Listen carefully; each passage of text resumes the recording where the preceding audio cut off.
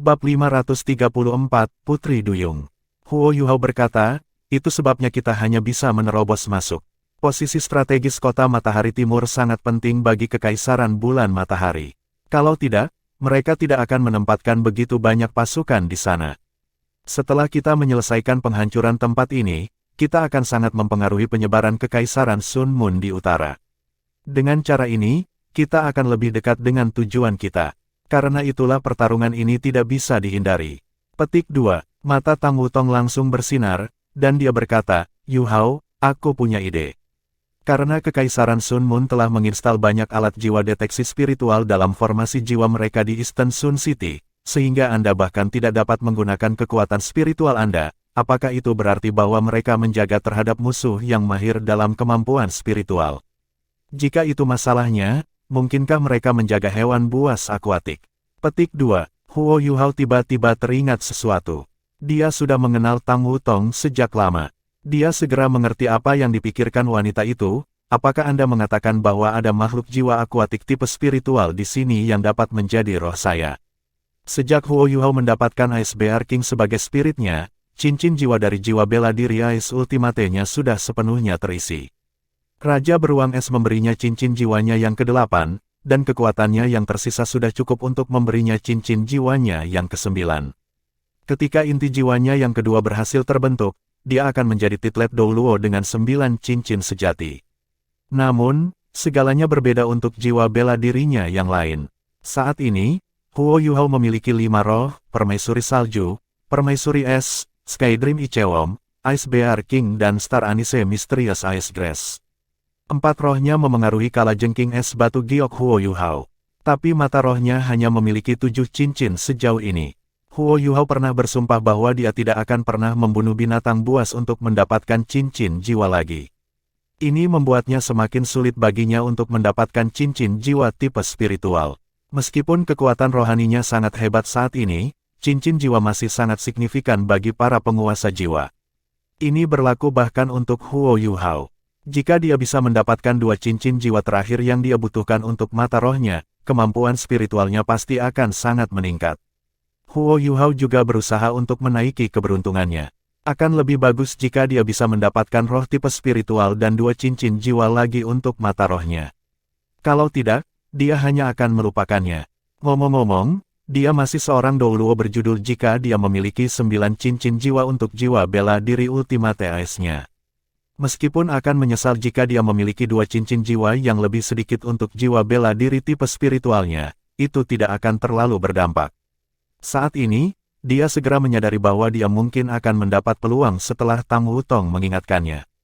Jika dia bisa mendapatkan cincin jiwa tipe spiritual di sini, kemampuannya bisa meningkat lebih lanjut.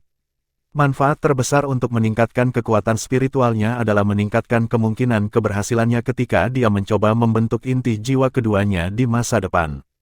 Metode apapun yang ia gunakan untuk membentuk inti jiwa keduanya, kendali rohaninya sangat penting. Meskipun kendali spiritualnya sudah sangat kuat sekarang, dia masih jauh dari peringkat 98 Transcendent Douluo yang mencoba membentuk inti jiwa kedua mereka. Lampu redup menyala, dan Huo Yuhao menunjukkan ekspresi termenung di matanya. Setelah beberapa saat, dia berkata, jika dugaan Anda benar, kita perlu melakukan perjalanan ke Laut Es. Tang Wutong berkata, ayo kita pergi bersama setelah kita selesai dengan hal-hal di sini. Kurang dari 15 km jauhnya dari gerbang utara kota timur adalah sisi utara Laut Es. Itu sangat dekat. Pada saat ini, Huo Yuhao tiba-tiba merasa seolah ada sesuatu yang bergerak di laut spiritualnya. Dia memikirkan sesuatu, dan menghasilkan koneksi dengan laut spiritualnya. Anda harus bertanya kepada saya tentang sesuatu seperti ini. Suara The Snow Empress terdengar. Ketika kekuatan spiritual Huo Yuhao tumbuh lebih kuat, roh-rohnya harus melalui laut spiritualnya untuk memberitahu dia bahwa mereka ingin terhubung dengannya. Huo Yuhao mengendurkan kendali laut spiritualnya sebelum niat mereka diketahui olehnya. Dia tidak melakukan ini dengan sengaja. Setelah kultivasinya meningkat, laut spiritualnya mencapai kondisi padat. Iya nih, meskipun Laut Es bukan dataran es dari ekstrim North, masih sangat dingin. Putri Salju pernah menjadi penguasa dataran es di ekstrim North. Secara alami, dia tahu yang terbaik. Huo Yuhao memukul dahinya sendiri. Aku benar-benar bodoh. Akan lebih mudah bagi saya untuk hanya bertanya pada Putri Salju apakah makhluk jiwa tipe spiritual dapat muncul di sini. Petik 2. Dia membuka domain interferensi spiritualnya, dan segala sesuatu di sekitarnya menjadi sedikit buram. Tidak peduli apakah itu alat jiwa pengintai udara atau mereka yang lewat, mereka tidak bisa melihat apapun selama 10 meter di sekitarnya. Snow Empress. Huo Yuhao memanggil dengan lembut. Dua sinar cahaya bersinar pada saat bersamaan. Yang satu putih, dan yang lain hijau. Dua wanita cantik muncul di depan Huo Yuhao. Mereka adalah permaisuri es dan salju. Permaisuri salju tersenyum dan berkata, "Kamu benar-benar bodoh. Anda bahkan tidak tahu bagaimana memanfaatkan kelebihan Anda. Siapa lagi yang lebih siap daripada kakak saya dan saya ketika datang ke Extreme North?" Petik 2. Huo Yuhao tertawa getir. "Jangan mengejekku lagi. Apakah ada binatang berjiwa spiritual di Laut Es Utara?" Petik 2. Ratu Salju menjawab tanpa ragu-ragu, "Iya. Tentu saja ada. Segalanya mungkin di laut." Petik 2. "Apa?" Mata Huo Yuhao berbinar setelah mendengar kata-katanya. Dia juga tidak berharap Permaisuri Salju begitu yakin. Permaisuri Salju berkata, "Sepertinya kalian berdua tidak terlalu mengenal binatang buas akuatik." Huo Yuhao tertawa getir dan berkata, "Tentu saja tidak. Mereka tidak sangat berguna bagi para guru jiwa seperti kita. Karena itu masalahnya, kami tidak memiliki banyak penelitian tentang mereka. Bahkan di Akademi Shrek, ada sangat sedikit catatan tentang mereka. Saya samar-samar ingat bahwa 1 juta tahun jiwa pernah muncul. Itu disebut Raja Iblis Laut Dalam. Nenek moyang kita, Tang San, pernah mendapatkan cincin jiwa dari laut." Petik 2. Permaisuri Salju berkata, "Ada banyak binatang jiwa akuatik. Faktanya, ada lebih banyak binatang air jinak daripada binatang buas di darat. Selanjutnya, mereka sangat kuat. Kemampuan mereka secara keseluruhan berada di atas binatang buas darat. Satu-satunya keuntungan yang dimiliki binatang buas di darat adalah kekuatan pertempuran mereka yang luar biasa. Saya harus mengatakan bahwa di Tian memang sangat kuat. Awalnya ada Raja Iblis Laut Dalam di antara binatang buas akuatik yang sangat kuat. Namun, bahkan dia bukan pasangan di Tian. Menurut apa yang saya tahu, di daerah perairan dekat dengan benua Douluo, ada beberapa binatang jiwa akuatik seperti itu. Adapun jenis makhluk jiwa apa yang ada di daerah akuatik lebih lanjut, saya tidak tahu. Namun, saya masih dapat mengkonfirmasi bahwa tidak ada dari mereka yang akan menjadi lawan di Tian bahkan jika mereka ada. Di Tian sudah ekstrim. Ratu Salju dan di Tian bukan teman. Justru karena ini pula penilaian wanita itu terhadapnya jujur. Ekspresi Huo Yuhao sedikit berubah. Tujuannya di masa depan adalah mengalahkan di Tian. Jika dia tidak bisa melakukannya, dia tidak bisa benar-benar menjadi dewa dan mewarisi kursi dewa-dewa emosi. Hanya dengan mengalahkan di Tian dia bisa memenuhi tujuannya. Saat ini, dia tidak hanya belajar seberapa kuat dewa bis dari satu aspek. Di Tian sepatutnya adalah makhluk terkuat di seluruh benua Douluo. Tang Hutong bertanya, "Permaisuri Salju, adakah binatang jiwa akuatik yang mahir dalam kekuatan spiritual di laut es ini? Jika ada, apakah mungkin untuk menjadi roh Yuhao?" Petik 2. Permaisuri Salju ragu-ragu sejenak sebelum menjawab, "Di laut, ada banyak binatang buas yang mahir dalam kemampuan spiritual. Namun, hanya ada satu spesies yang cukup kuat di dekatnya. Ini Putri Duyung." Petik 2. Putri Duyung. Huo Yuhao dan Tang Hutong sama-sama ingin tahu.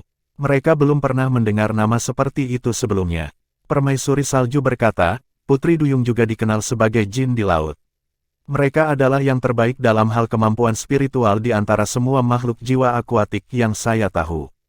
Tubuh bagian atas mereka seperti manusia, sedangkan tubuh bagian bawahnya menyerupai ikan. Kebanyakan dari mereka adalah perempuan, dan betina memerintah spesies mereka. Apakah itu laki-laki atau perempuan, bagian atas mermaid selalu sangat bagus. Alasan mengapa mereka disebut Putri Duyung adalah karena pemimpin mereka, yang dikenal sebagai Putri Laut. Princess of the Sea adalah penguasa wilayah perairan ini. Di antara beberapa binatang jiwa akuatik yang dapat mengklaim memiliki kultivasi yang sama dengan milikku, salah satunya adalah Putri Laut. Petik 2. Kekuatan spiritualnya sangat kuat. Jika dia bertarung di laut, bahkan Evil Eye Tyrant mungkin tidak akan bisa mengalahkannya.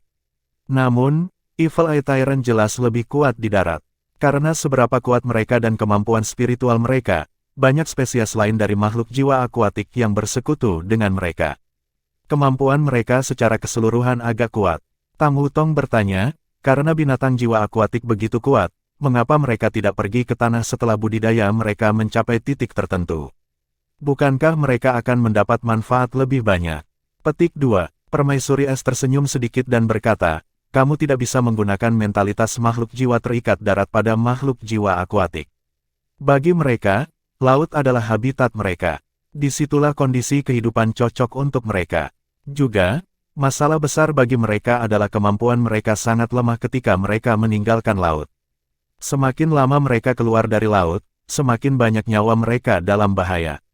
Dalam kondisi seperti itu, mereka secara alami tidak cenderung meninggalkan lautan.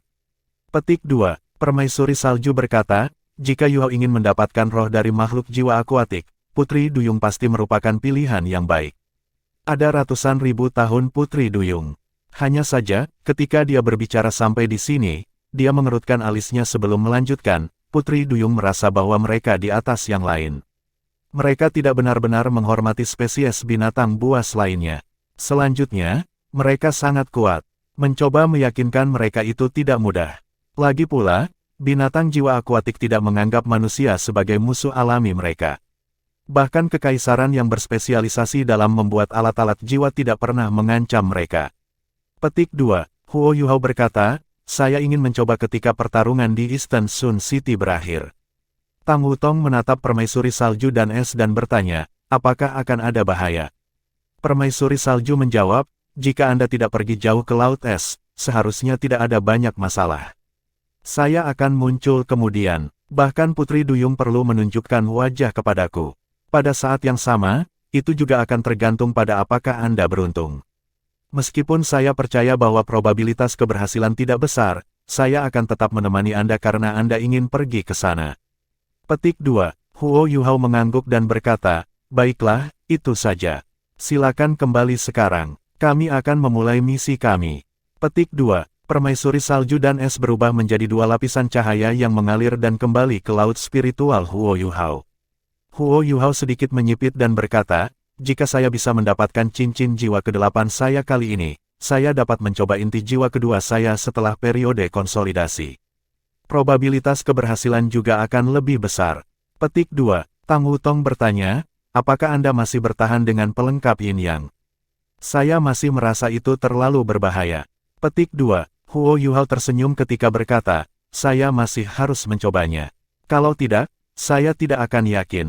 Tujuan masa depan saya adalah mengalahkan Ditian. Jika saya tidak bisa mendapatkan inti jiwa yang sekuat dia, bagaimana saya bisa melakukannya? Karena saya perlu menantangnya suatu hari, saya harus melakukannya dalam kondisi terbaik saya. Bahkan jika saya gagal, saya masih bisa menggunakan metode lain. Keuntungan terbesar saya adalah usia saya. Saya masih punya cukup waktu. Petik 2. Tang Wutong memutar matanya dan berkata, kamu benar-benar keras kepala. Huo Yuhao tertawa kecil dan mendekatinya sebelum mematuk pipinya. Setelah ini, dia berkata, apakah kamu tidak suka seberapa keras kepala saya? Pui, siapa yang suka sikap keras kepalamu? Petik 2. Huo Yuhao tertawa, oh, ini disebut kegigihan, bukan? Anda menyukai kegigihan saya. Ketekunan dan keras kepala adalah sinonim. Tidak ada banyak perbedaan di antara keduanya. Ayo pergi dan cari tempat. Saya benar-benar ingin memeluk Anda dan tidur. Petik 2. Tang Wutong tertawa dan berkata, ayo. Saya akan membiarkan Anda melakukan apapun yang Anda inginkan. Petik 2. Ekspresi Huo Yuhao segera berubah pahit. Segelmu akan datang dan memberiku masalah bahkan sebelum 3 detik berlalu. Hai, kapan aku bisa melihat ayah mertuaku? Siapa satu-satunya yang bisa menyelesaikan masalah ini? Petik 2. Tang Wutong juga mencubit daging lunak di pinggangnya dan berkata, saya pikir ini pengaturan yang agak bagus. Mari kita ambil sebagai ujian untukmu. Petik 2. Huo Yuhao tampak sedih, tes ini terlalu sulit. Ketika mereka berdua berbicara, mereka mendekati penginapan terdekat. Ayo masuk ke sana. Huo Yuhao membawa Tang Wutong ke penginapan. Mereka meminta kamar dan menggunakan koin jiwa emas untuk membeli peta Eastern Sun City. Penginapan ini sangat bersih. Selain kebersihannya, tidak ada yang bisa dipikirkan. Namun, Huo Yuhao dan Tang Wutong tidak ada di sana untuk liburan. Mereka memasuki kamar mereka dan menutup pintu. Huo Yuhao kemudian mulai melafalkan mantra. Hanya dalam beberapa detik, pintu hitam pekat terbuka dengan sunyi. Di bawah penyembunyian kekuatan spiritual Huo Yuhao, tidak mungkin untuk merasakan gelombang energi yang datang dari pintu ini. Huo Yuhao mengangguk pada Tang Wutong. Tubuhnya berkedip, dan dia memasuki demi-plane spektral. Huo Yuhao tidak bisa pergi sekarang, karena dia harus menjaga penghalang energi di sekitar pintu. Kalau tidak, setiap guru jiwa yang lewat akan dapat merasakan aura menyeramkan dan gelombang kekuatan jiwa yang sangat besar yang datang darinya. Tidak lama kemudian, Tang Wutong kembali. Bei Bei, Su Sanxi, He Kaitu, Jiang Nanan dan Xiao Xiao ada bersamanya. Itu adalah pertemuan para anggota Seven Monsters Shrek. Bei Bei bertanya kepada Huo Yuhao, saya mendengar dari Wutong bahwa Anda mengalami masalah. Huo Yuhao menjawab, sedikit, tapi itu seharusnya tidak menjadi masalah besar. Senior tertua, datang ke sini dan lihatlah. Petik 2. Semua orang berkumpul di sekitar meja, yang tercakup dalam peta yang dibeli Huo Yuhao sebelumnya. Dia sudah menandai beberapa poin di dalamnya. Di antara mereka, ia secara khusus menggunakan tanda merah untuk tempat di utara kota. Huo Yuhao berkata, melalui penggunaan deteksi spiritual saya sebelumnya, saya menemukan bahwa ada 30.000 pasukan yang ditempatkan di kota ini, serta legiun penguasa jiwa yang dibentuk oleh total 150 penguasa jiwa.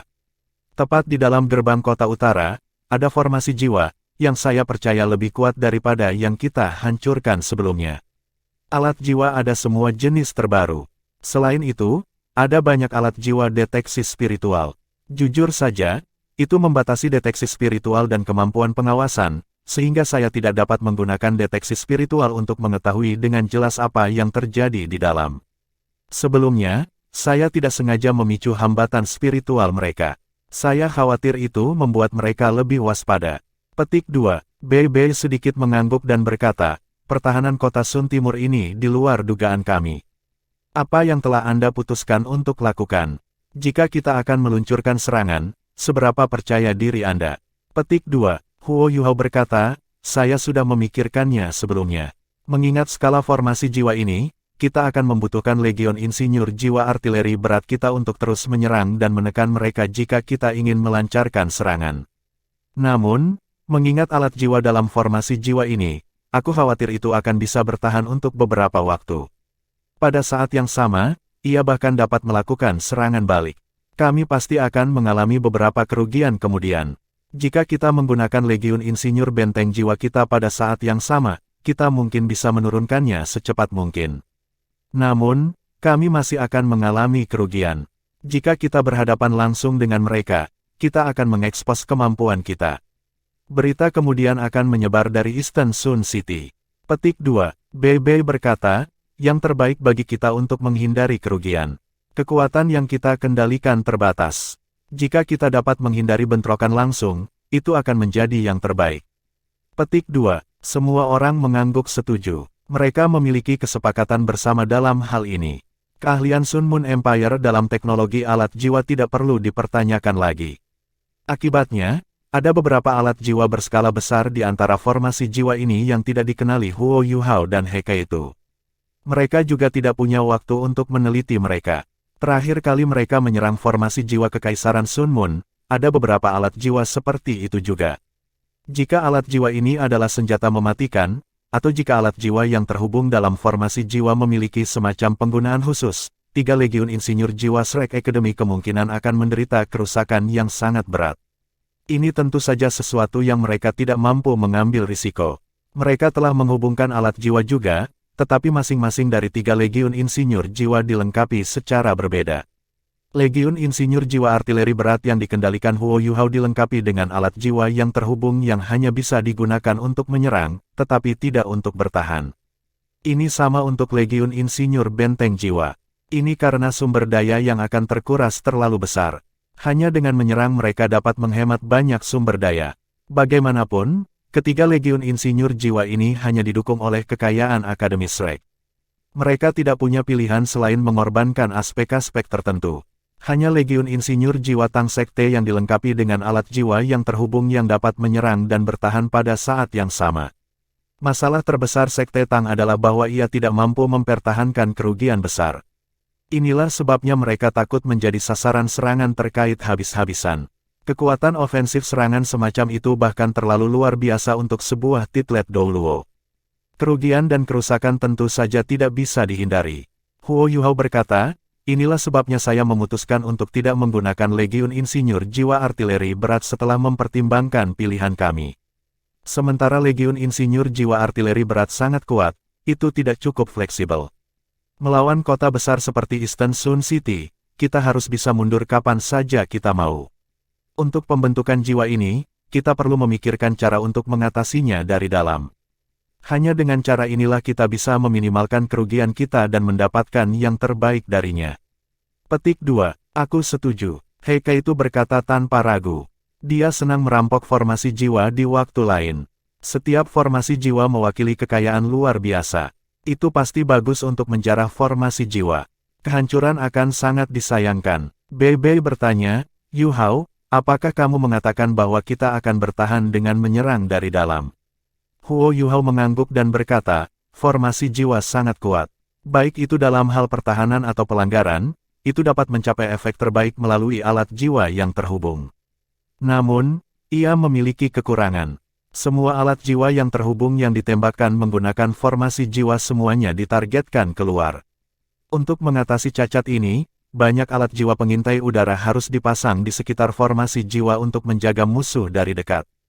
Kekuatan saya adalah saya bisa menyembunyikan diri dan mendekati bagian dalam formasi jiwa seperti itu, yang akan memberi saya kesempatan untuk menyebabkan kehancuran. Kecuali Legiun Insinyur Jiwa Kekaisaran Sun Moon dapat terhubung bersama untuk menyerang dan bertahan, aku seharusnya bisa membuat terobosan menggunakan metode seperti itu. Petik 2. Alasan mengapa pembentukan jiwa ini sangat merepotkan adalah karena ia memiliki banyak alat dan penghalang deteksi spiritual. Karena itu bahkan aku berisiko mengkhawatirkan mereka jika aku menyelinap masuk. Petik 2. Aku sudah membuat beberapa perkiraan. Rintangan spiritual terbesar dalam formasi jiwa ini adalah sekitar 500 meter dari formasi. Itu juga jangkauan maksimum dari penghalang spiritual. Kegunaan terbesarnya adalah untuk mencegah mereka yang mahir dalam kekuatan spiritual untuk menyelinap masuk. Itu tidak bekerja sama dengan alat jiwa pengawasan udara. Petik 2. Jika mereka benar-benar menjaga mermaids, aku cukup yakin bahwa mermaids tidak memiliki kemampuan penyembunyian. Setidaknya, mereka tidak bisa lepas dari deteksi detektor osilasi. Seiring dengan penghalang spiritual seperti itu, saya yakin itu cukup untuk mereka. Petik 2. Namun, keuntungan kami adalah kita dapat menghindari deteksi sebelum kita memasuki penghalang spiritual itu. Itu sebabnya kita bisa menyelinap masuk dan menyebabkan kehancuran jika kita mampu menutupi 500 meter itu dalam waktu sesingkat mungkin sebelum alat jiwa yang terhubung mampu berlaku. Petik 2. Jika itu adalah alat jiwa defensif yang terhubung secara otomatis, Guru Xuan menemukan bahwa dibutuhkan sekitar 2 hingga 3 detik sebelum seluruh pembentukan jiwa diaktifkan setelah alat jiwa dipicu. Ini akan berbeda tergantung pada kualitas alat jiwa yang terhubung. Inilah sebabnya mengapa kita perlu menempuh jarak itu dalam waktu 2 detik agar tidak tersinggung. Kemudian, alat jiwa pertahanan yang terhubung akan sia-sia melawan kita. Petik 2. Saat dia berbicara sampai di sini, Huo Yuhao berhenti sejenak sebelum melanjutkan, berkata, namun, masih ada masalah, ketidakpastian kita tentang kekuatan musuh kita. Saya memindai semua yang ada di dalam sebelumnya, meskipun itu dengan harga mengkhawatirkan musuh. Ketika saya memindai tempat itu, saya merasakan bahwa ada sekitar 150 insinyur jiwa dalam pembentukan jiwa. Namun, saya tidak bisa mengatakan kekuatan mereka, karena saya terlalu terburu-buru. Ini juga berarti bahwa masalah yang akan kita hadapi setelah menyelinap masuk adalah bagaimana dengan cepat menempati formasi jiwa dan menyingkirkan musuh. Petik 2. BB berkata, ini seharusnya tidak menjadi masalah besar. Mengingat kemampuan kami harus bisa bertarung bahkan dengan Douluo berjudul. Meskipun kota timur adalah benteng yang penting, saya tidak berpikir Kekaisaran Sun Moon akan mengerahkan banyak titlet Douluo di sini. Sekarang setelah perang dalam skala penuh, titlet Douluo sangat penting di medan perang, karena mereka dapat mengancam musuh-musuh mereka dalam skala strategis. Namun, mereka akan kurang berguna jika mereka ada di sini. Di sisi lain, saya pikir mencakup 500 meter adalah tugas yang lebih sulit. Bisakah kalian berdua melakukannya? Petik 2. Huo Yuhao menjawab, jika alat jiwa tipe terbang kami dengan kecepatan penuh, seharusnya tidak ada masalah.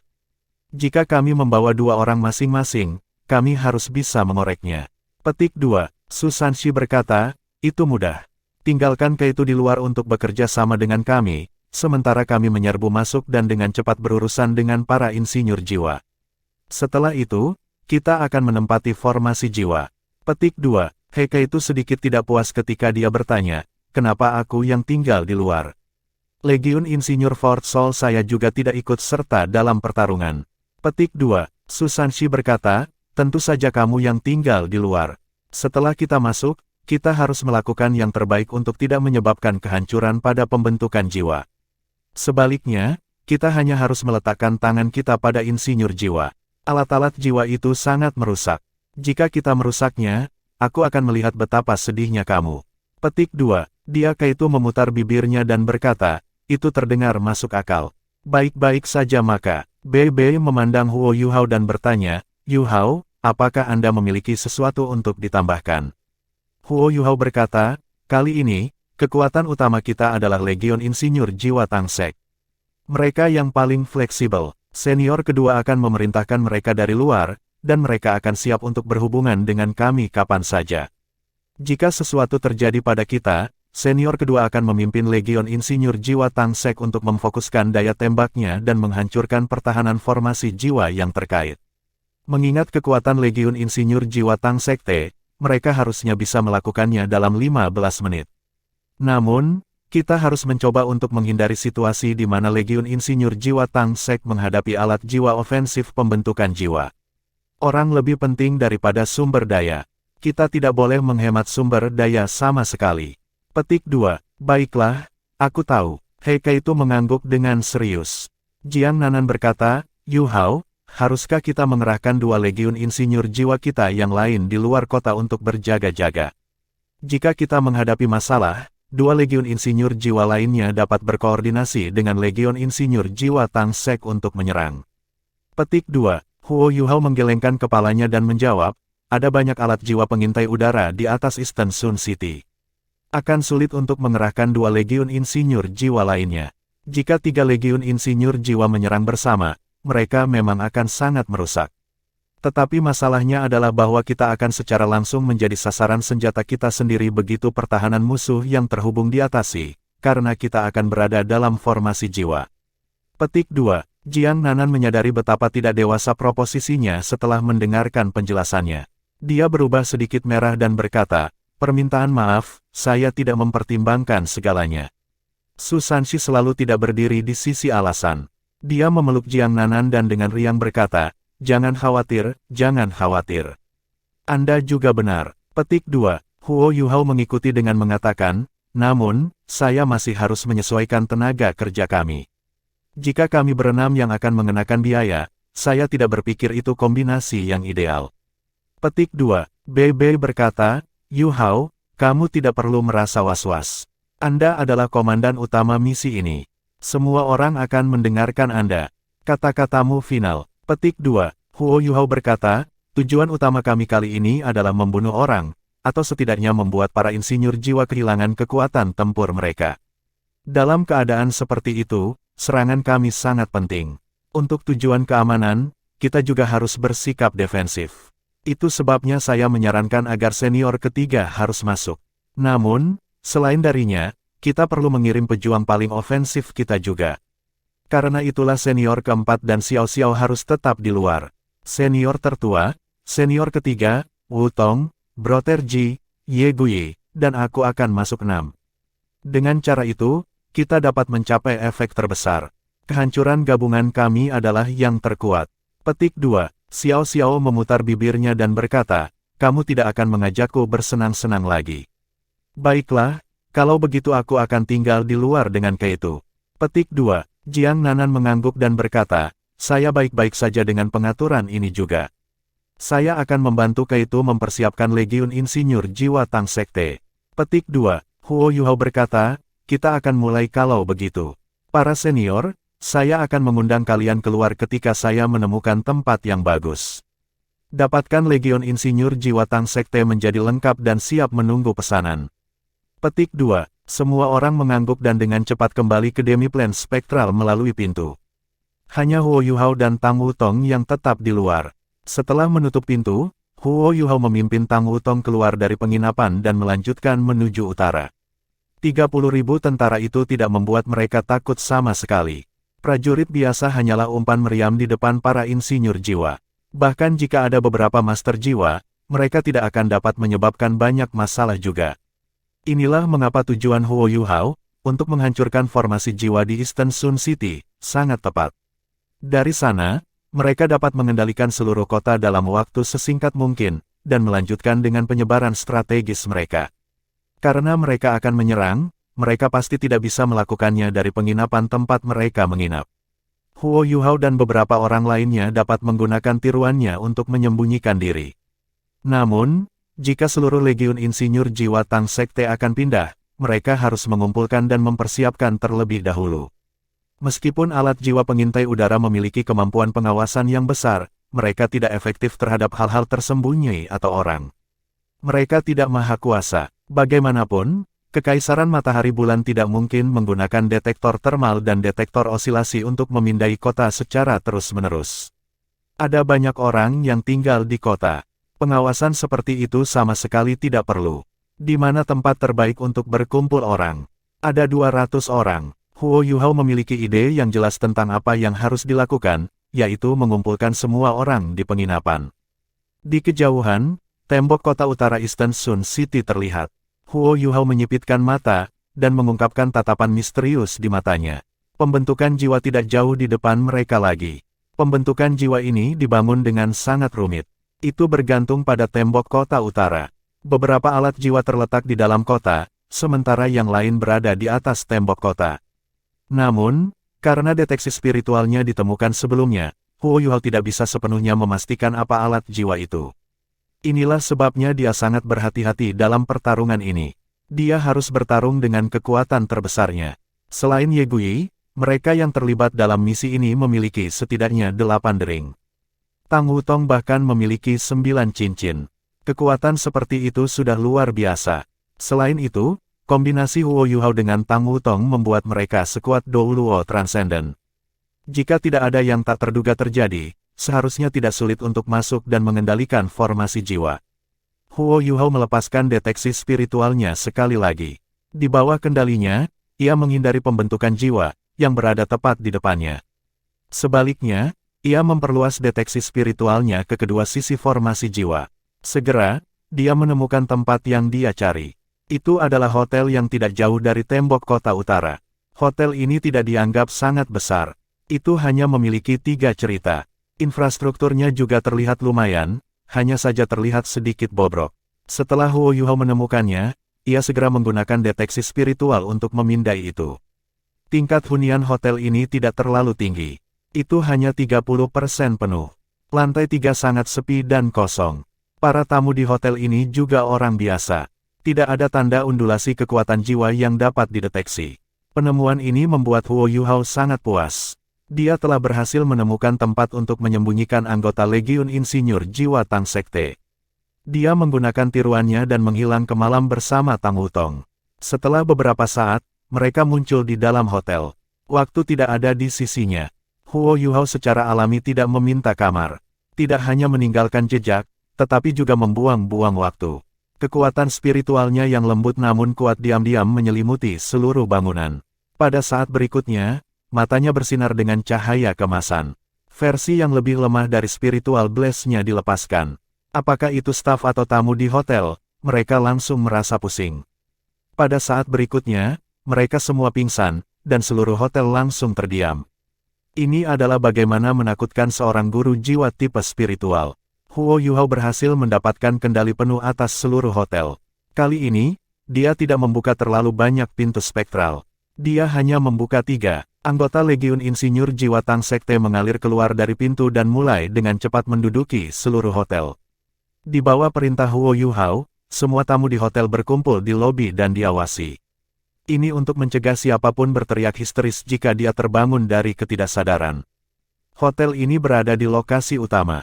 Itu memiliki 3 cerita, dan menghadapi pembentukan jiwa di gerbang kota utara. 200 anggota Legiun Insinyur Jiwa Tang Sekte bersembunyi di samping jendela di setiap kamar. Setelah pesanan diberikan, mereka dapat langsung menagih. Bab 535, Myriad Souls Douluo dan Douluo Kekejian. Eastern Sun City adalah kota utara. Jika itu seperti kota Radiant, detektor kekuatan jiwa akan segera menyapu kota. Jika itu terjadi, penampilan sejumlah besar guru jiwa masih akan mudah dideteksi. Di Eastern Sun City, terbukti bahwa tidak ada instalasi alat pengintai jiwa skala besar.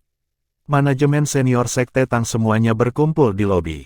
Huo Yuhao memberitahu Ji Juechen dan Ye Guyi tentang strateginya.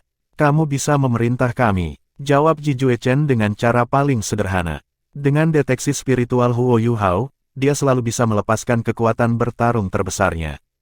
Huo Yuhao sedikit terdiam saat dia menghindari tatapan penuh gairah di mata Ji Juechen. Dia menghela nafas tanpa daya. Dia tahu persis mengapa Ji Juechen menatapnya dengan ekspresi seperti itu. Jelas bahwa dia ingin menantangnya untuk berkelahi. Ketika Huo Yuhao keluar dari budidaya tertutup setelah 2 tahun, Ji Juechen adalah yang paling bersemangat.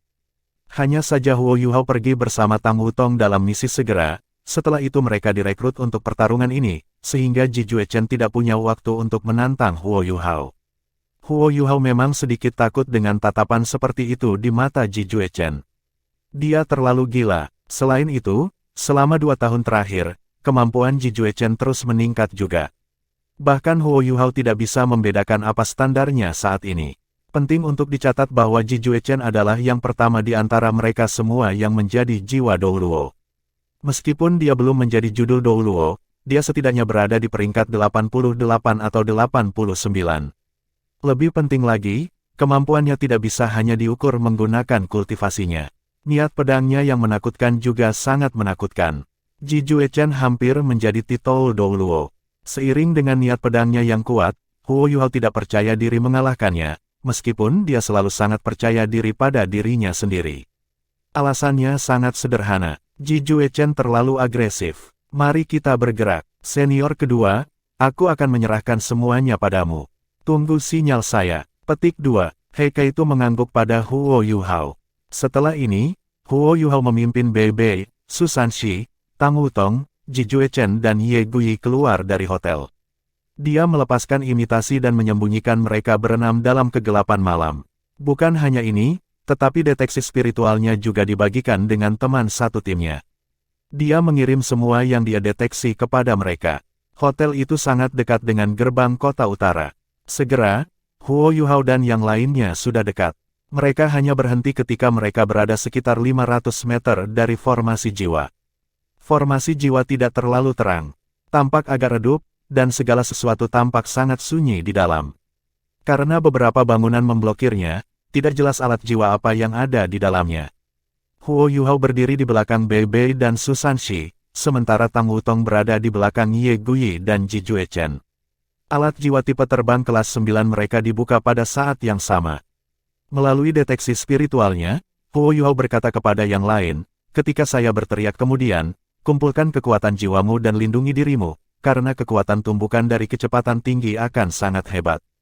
"Baiklah," sisanya mengakui kata-katanya. Pada saat ini, Huo Yuhao menoleh untuk melihat Tang Wutong. Pikiran mereka saling terhubung, dan mereka berdua mengangguk. Kekuatan jiwa mereka mengalir ke alat jiwa tipe terbang mereka dengan kecepatan yang mengkhawatirkan. Seketika, alat jiwa tipe terbang kelas 9 mereka menyala pada saat yang sama. Lampu menyilaukan dilepaskan, sehingga mereka tidak lagi bisa menyembunyikan diri. Ini terutama karena undulasi kekuatan jiwa mereka. "Mengisi," teriak Huo Yuhao. Dia dan Tang Wutong meraih ke satu lengan dari masing-masing rekan satu tim di samping mereka. Mereka langsung meledak ke depan, dan kekuatan dorong yang sangat besar membuat mereka tampak seperti rudal. Mereka menyerbu ke arah formasi jiwa seperti sambaran petir. Sama seperti mereka sepenuhnya melepaskan alat jiwa kelas 9 mereka, alarm memekakkan telinga terdengar di dalam formasi jiwa. Gelombang kekuatan jiwa dari alat jiwa kelas 9 terlalu kuat. Detektor kekuatan jiwa dalam formasi jiwa langsung mendeteksi keberadaan mereka. Seluruh formasi jiwa menyala hampir seketika. Cahaya lembut juga bersinar dari alat jiwa defensif terkait.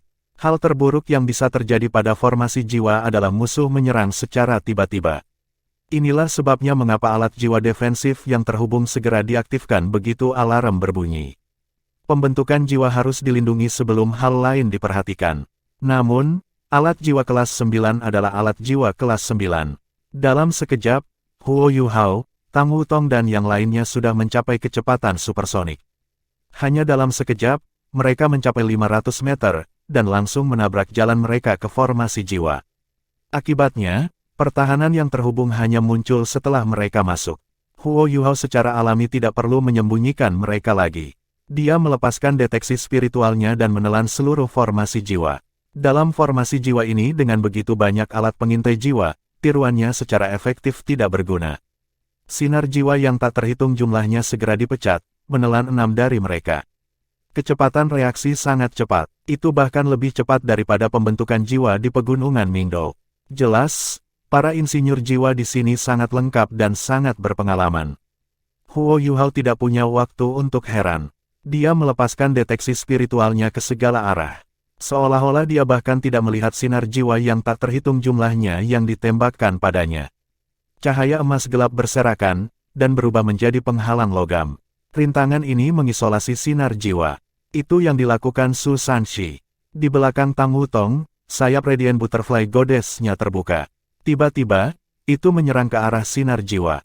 Ketika ledakan luar biasa terdengar, sinar jiwa berhenti menembak. Itu juga pada saat ini bahwa seluruh formasi jiwa menyala seterang hari. Ekspresi Huo Yuhao juga sedikit berubah. Jelas, ekspresinya berubah karena dia telah menerima kabar buruk dari deteksi spiritualnya. Masalah pertama yang dia temukan adalah bahwa pembentukan jiwa ini jauh lebih besar dari yang dia duga. Selain itu, alat jiwa di bagian atas dan bawah tembok kota membentuk dua formasi pertahanan terkait yang berbeda. Ini juga berarti bahwa formasi pertahanan yang terkait di bagian atas tembok kota masih efektif terhadap mereka, meskipun mereka sudah menyelinap ke formasi jiwa.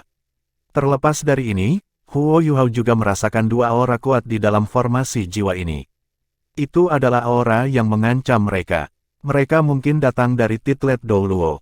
Sebenarnya ada dua gelar Douluo yang memegang benteng di kota yang sangat utara.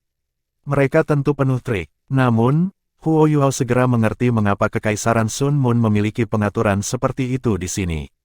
Terbukti, ancaman yang ditimbulkan oleh binatang jiwa akuatik agak mengerikan. Inilah mengapa mereka membutuhkan seseorang yang kuat untuk memegang benteng. Dua gelar Douluo tidak dianggap terlalu menakutkan. Yang menakutkan adalah bahwa kedua Douluo berjudul ini kemungkinan adalah insinyur jiwa kelas 9 juga.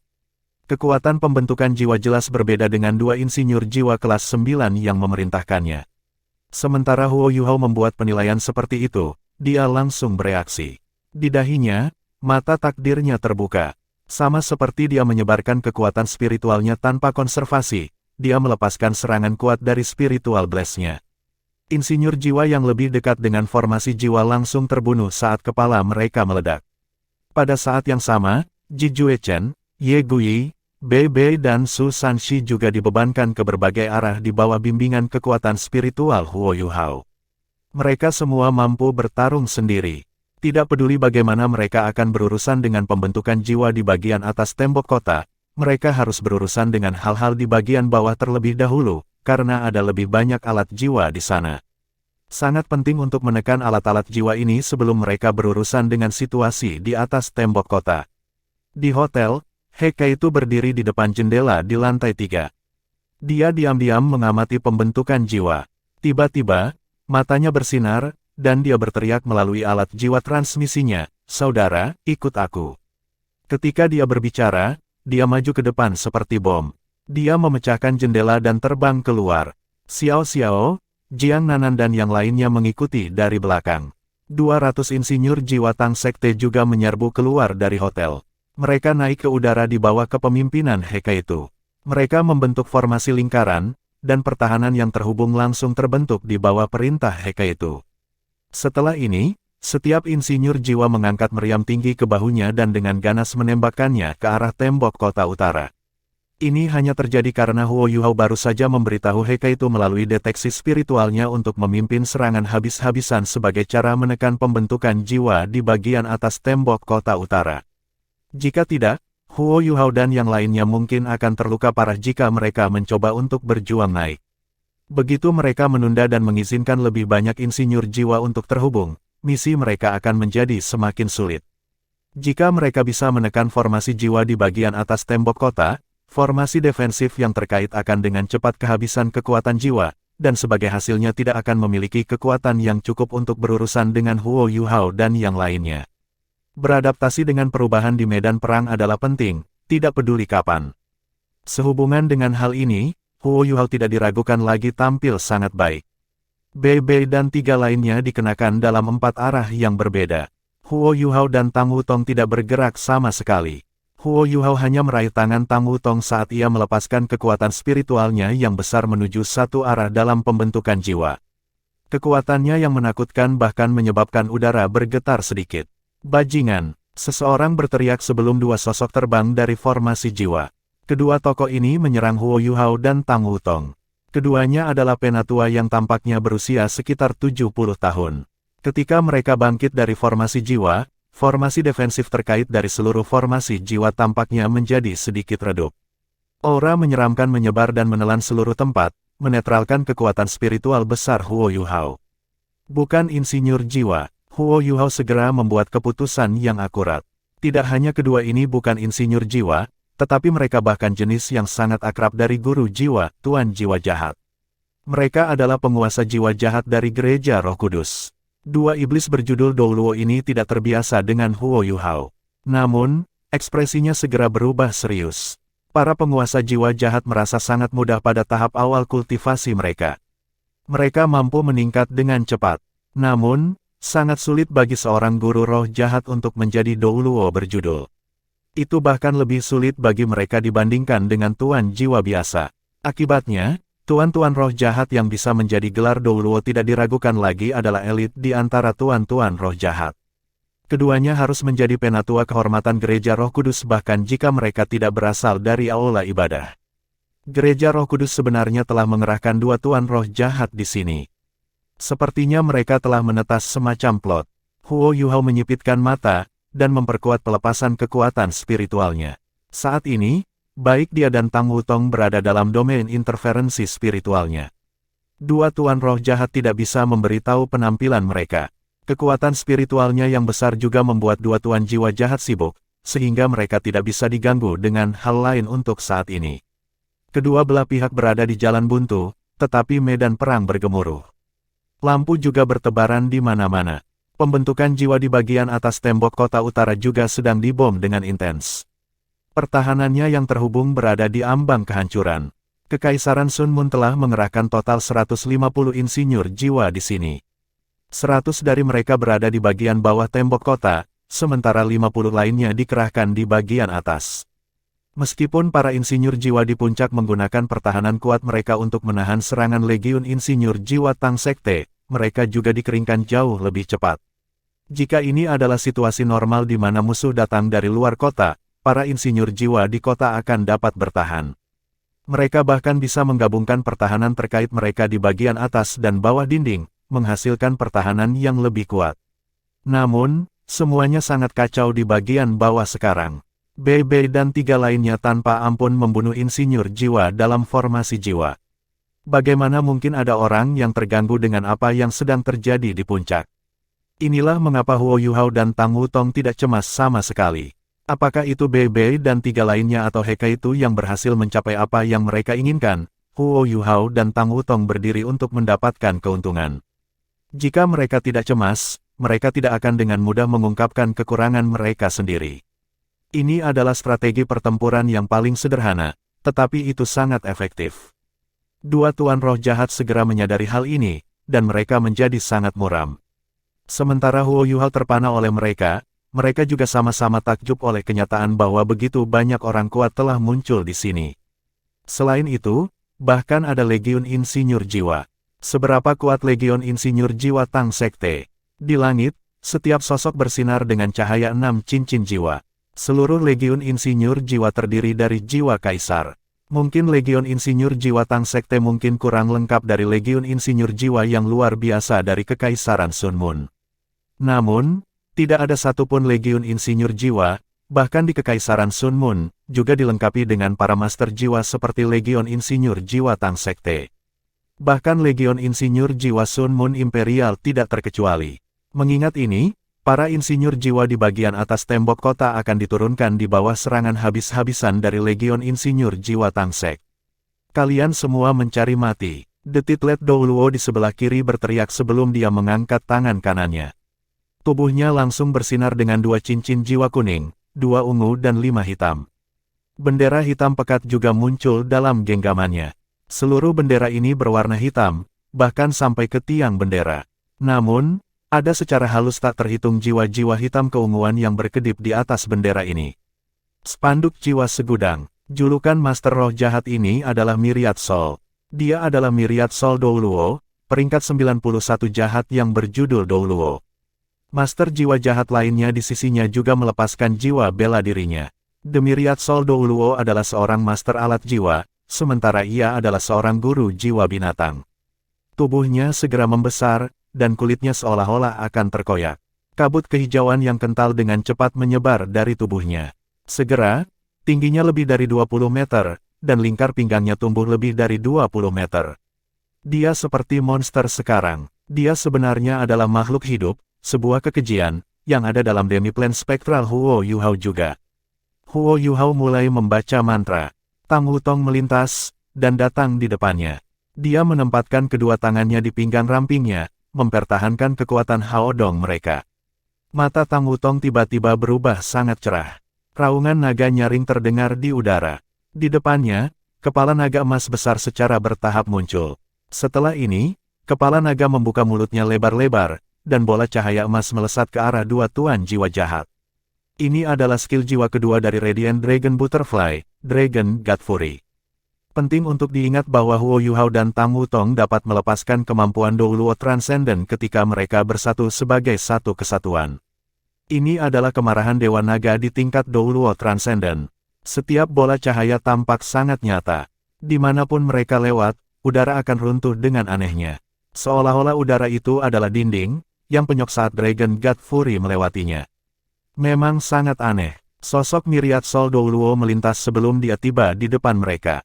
Myriad Soul banner-nya bergerak bersama angin, dan jeritan tragis bergema ketika angin jahat bertiup. Spanduk itu akan menelan bola-bola cahaya yang dilepaskan oleh kemarahan naga dewa. Sesuatu yang aneh terjadi pada saat ini. Bola-bola cahaya tiba-tiba membentang di udara, berubah menjadi naga emas kecil. Naga-naga ini memamerkan giginya saat mereka mencakar ke arah spanduk. Roh pembalasan yang dilepaskan dari Myriad Soul Banner langsung terkoyak saat mereka menghadapi naga emas, yang dipenuhi dengan aura cahaya. Tiba-tiba, langit berubah sangat cerah, dan aura menyeramkan yang sebelumnya di udara tersapu oleh pengaruh kemarahan Dewa Naga. Ekspresi Myriad Soul Douluo berubah dengan segera. Roh pembalas ini adalah sumber kekuatannya. Dia berteriak, dan cincin jiwa ketiga Myriad Soul Banner-nya bersinar terang. Myriad Soul Banner-nya diperbesar 10 kali lipat, dan meraih ke arah semua naga emas kecil. Douluo kekejian sudah mengambil langkah besar sekarang, dan sedang menuju Huo Yuhao dan Tang Wutong.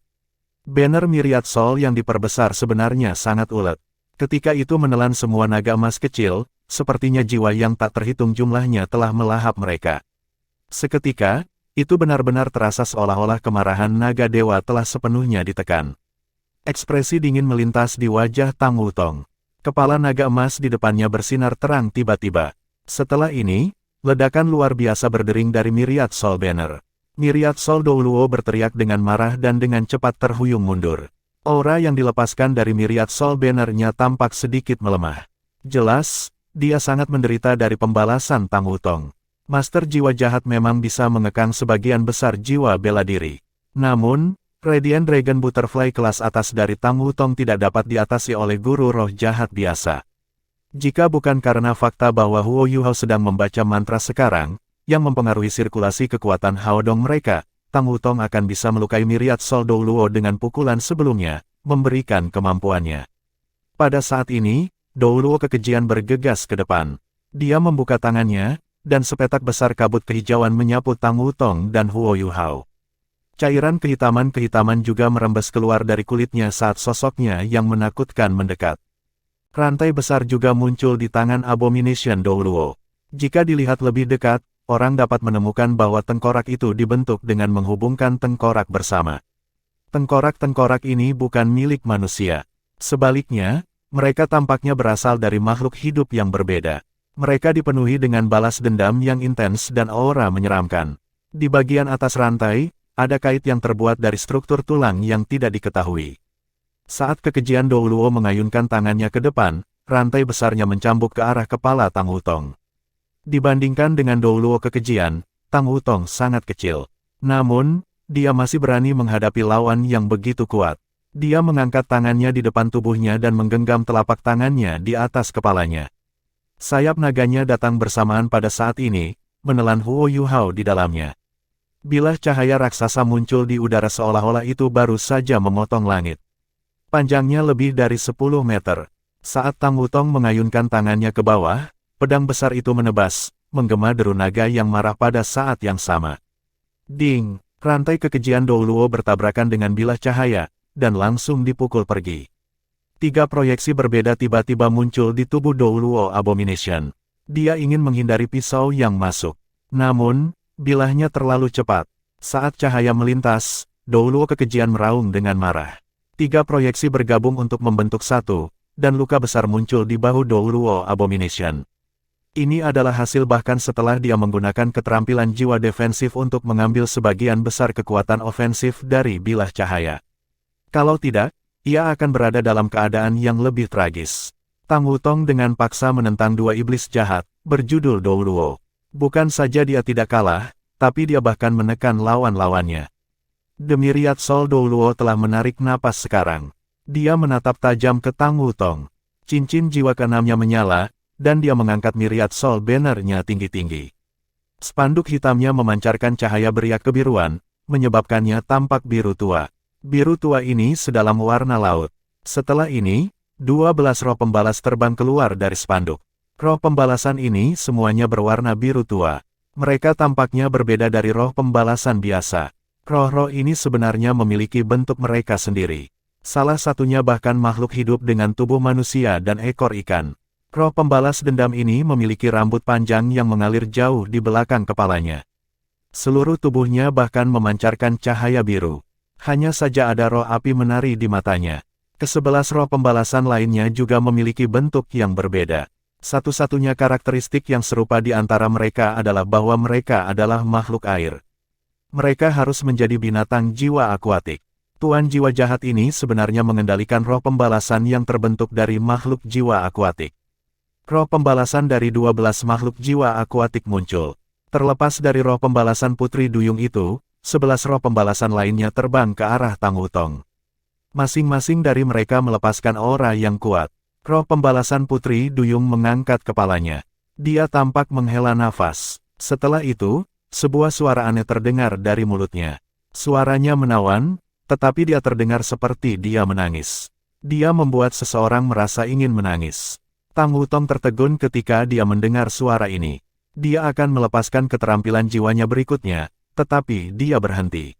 Pada saat itulah 11 arwah pembalasan mengelilinginya. Salah satunya, yang tampak seperti hiu, menambah kecepatan, dan menyerbu di depan Tang Wutong. Itu membuka mulutnya yang besar dan hendak menggigitnya. Sementara roh pembalasan ini hanya entitas spiritual, mereka bisa menimbulkan lebih banyak kerugian daripada entitas nyata. Ini karena mereka dapat secara langsung membahayakan jiwa. Namun, Tang Wutong adalah Tang Wutong. Dia adalah titlet Douluo 9 cincin. Dia bahkan seorang Douluo berjudul dengan jiwa bela diri kembar kelas atas. Meskipun suara roh pembalasan Putri Duyung berdampak padanya, dia segera sadar bahwa dia meniru tindakan mengangkat. Di depannya, arai heksagram besar yang lebih dari 5 meter dengan diameter tiba-tiba muncul.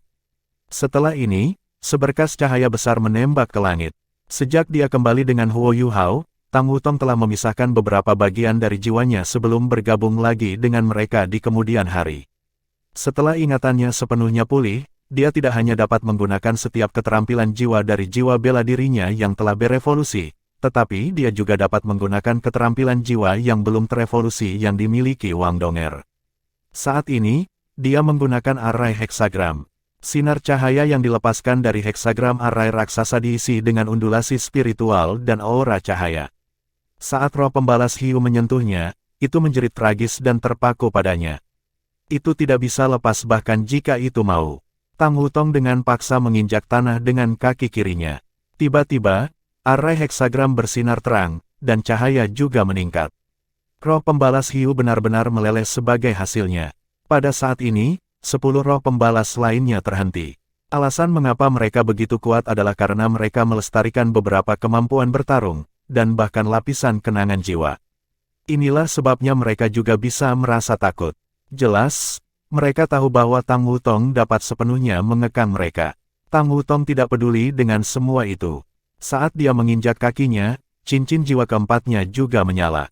Lapisan anestesi kemas kebiruan menyelimuti tubuhnya, berubah menjadi baju besi naga yang menyilaukan. Naga emas besar juga mulai berputar di sekitar tubuhnya. Ini adalah keterampilan jiwa keempatnya, kepemilikan naga dewa. Sosok Tang Wutong melintas, dan dia menyerbu menuju Dou Luo kekejian. Dia meninju tangan kanannya ke udara. Tiba-tiba, ledakan mengerikan terdengar di udara. Kali ini, semua ruang dalam beberapa ratus meter persegi tampaknya runtuh.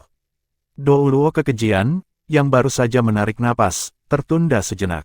Setelah ini, dia melihat kepalan keemasan di depannya. Dibandingkan dengan Dou Luo kekejian, Tang Wutong terlalu kecil. Namun, pada saat ini, Dou Luo kekejian merasakan rasa takut yang besar. Seolah-olah tinju ini bisa menghancurkan seluruh langit. Ketika Tang Wutong dan Huo Yuhao bersama, Huo Yuhao umumnya adalah orang yang menyerang. Namun, ini tidak berarti dia tidak bisa bertarung. Sebaliknya, Huo Yuhao bahkan mungkin tidak bisa mengalahkan Tang Wutong dalam duel. Setelah jiwa bela diri Tang Wutong berevolusi, Huo Yuhao memiliki perasaan bahwa itu seperti perpaduan Dewi Kupu-Kupu Radiant Wang Donger dan Naga Emas Wang Qiwer. Dalam hal kekuatan dan kekuatan fisik, itu benar-benar mewarisi kemampuan terbaik Wang Qiwer. Inilah sebabnya mengapa Tang Wutong sangat menakutkan saat ini. Saat Tang Wutong menyerbu, dia menonaktifkan hubungannya dengan Huo Yuhao.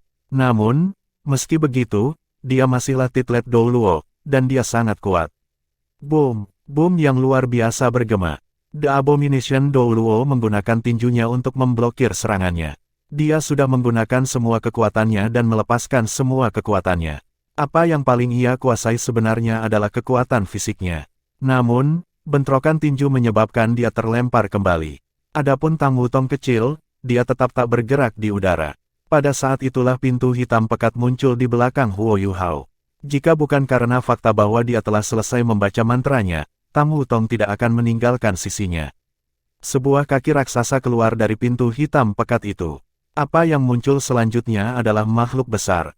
Itu adalah raksasa bahkan lebih besar dari ksatria teror. Itu Raja Beruang Es Undead, Erbai. Huo Yuhao tidak bergerak, dan berdiri di tempatnya. Indera spiritualnya telah menutupi seluruh tempat. Alasan mengapa dia memanggil Erbai bukan karena dia dan Tang Wutong tidak bisa berurusan dengan dua iblis bertajuk Dou Luo.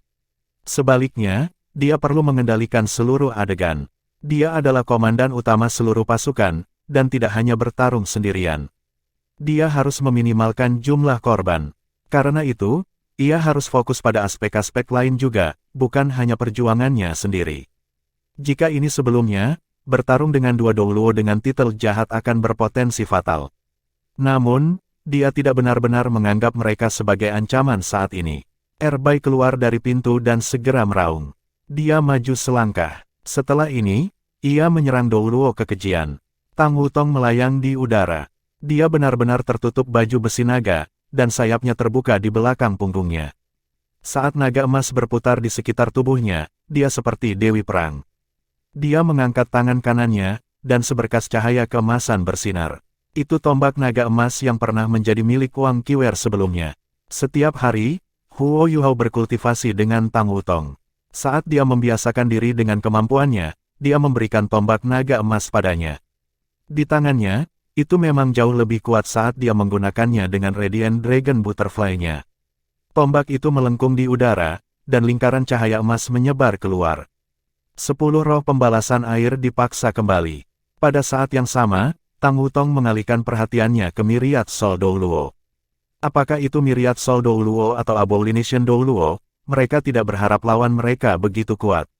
Serangan berturut-turut Tang Wutong membuat mereka sangat frustrasi. Selain itu, mereka tidak tahu seberapa kuat dia. Apakah dia Dou Luo Transcendent, Hanya Douluo Transcendent yang mungkin bisa menekan mereka. Kalau tidak, dia seharusnya tidak sekuat itu bahkan jika dia memiliki jiwa bela diri tipe cahaya. Demiriat Soul Douluo menjadi serius. Dia tidak bisa diganggu dengan apa Raja Beruang Es itu. Pada saat ini, Tang Wutong telah benar-benar mengunci dirinya, dan pertarungan hidup atau mati akan pecah. Cincin jiwa ketujuh Demiriat Soul Douluo bersinar, dan dia berubah menjadi halus. Setelah ini, ia menyapu tangan kanannya ke bawah, dan spanduknya jatuh ke tanah. Setelah ini, itu berkembang sekali lagi. Adapun Myriad Soul Douluo, ia berubah menjadi bola cahaya merah yang intens. Adegan aneh muncul. Gambar muncul di spanduk hitam legam awalnya. Gambar ini berwarna merah darah dan sepertinya mirip dengan wajah Myriad Soul Douluo. Namun, citra dirinya tampak jauh lebih ganas.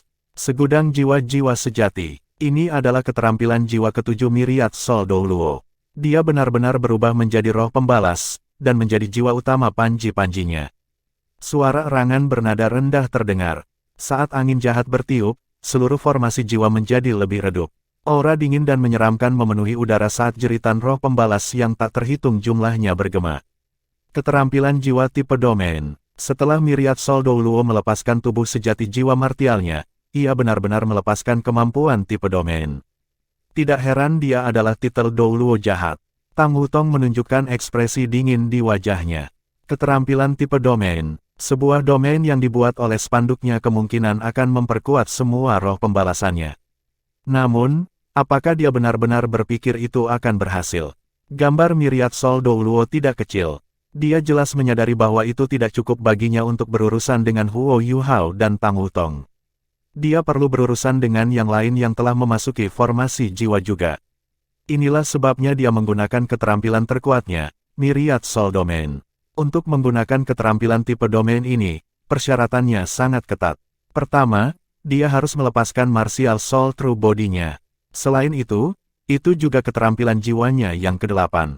Kombinasi dari dua keterampilan jiwa yang kuat memungkinkan Myriad Soul Douluo untuk melepaskan kekuatan terbesarnya.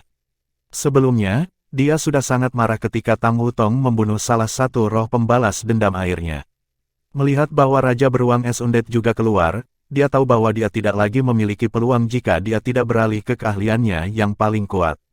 Master jiwa jahat paling mahir berkelahi secara massal. Dia mengandalkan jiwa bela diri jahatnya untuk membalikkan meja berkali-kali.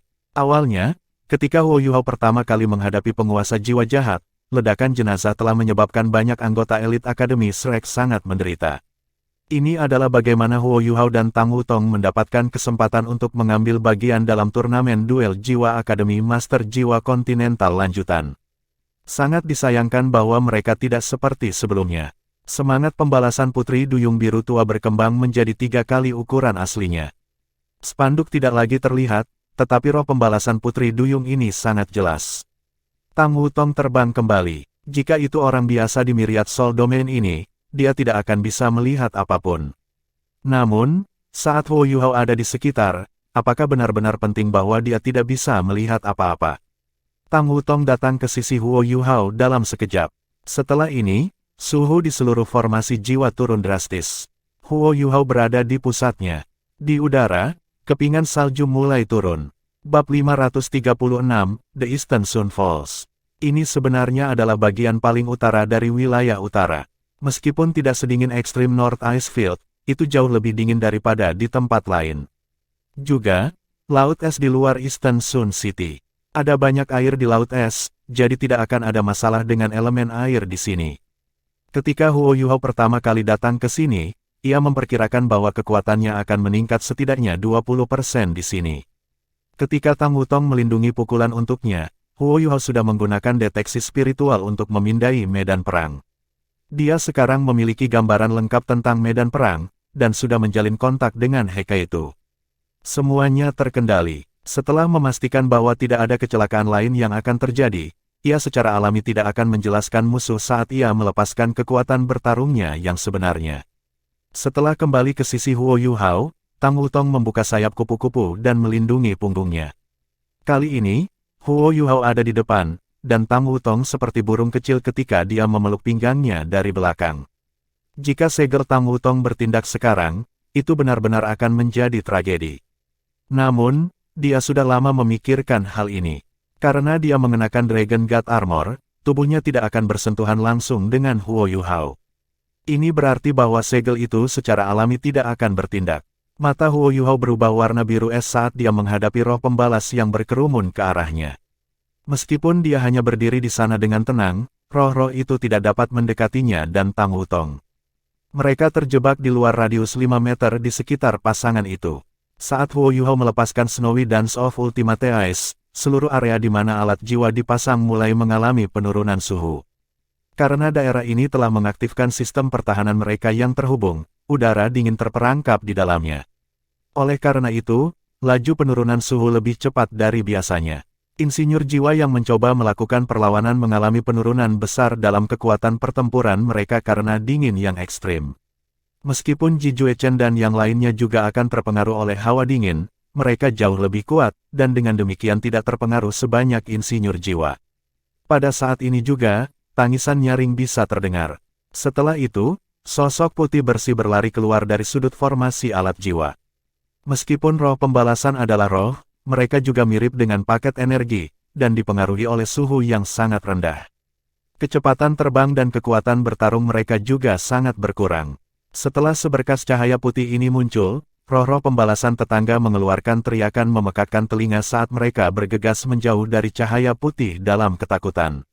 Selama mereka bersentuhan dengan cahaya putih, roh pembalasan akan hancur. Tidak ada kesempatan bagi mereka untuk menahan kekuatan cahaya putih. Myriad Soul Domain tidak lagi memiliki efek positif pada mereka. Ketika sosok putih bersih melayang di udara, sepasang sayap putih terbuka di belakang punggungnya. Sosok itu memegang pedang putih di tangannya. Dia tidak lain adalah Ye Guyi, pembudidaya dengan jiwa bela diri malaikat suci.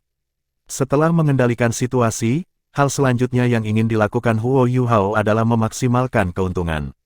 Dia tidak hanya ingin memastikan dia memaksimalkan jumlah rampasan yang bisa dia ambil dari daerah ini, tetapi dia juga ingin rekan-rekannya memaksimalkan apa yang bisa mereka ambil sendiri. Di luar memperoleh alat-alat jiwa dan sumber daya di sini, orang yang bisa mendapatkan paling banyak di antara Sekte Tang adalah Ye Guyi, pembudidaya yang merupakan musuh alami para penguasa jiwa jahat. Karena dia memiliki jiwa bela diri malaikat suci, dia dapat meningkatkan kultivasinya dari membunuh tuan jiwa jahat dan menghancurkan kemampuan mereka. Myriad Soul Banner Myriad Soul Douluo berisi begitu banyak roh pembalas. Jika Ye Guyi membersihkan dan memurnikan mereka semua, kultivasinya akan mengambil lompatan besar ke depan.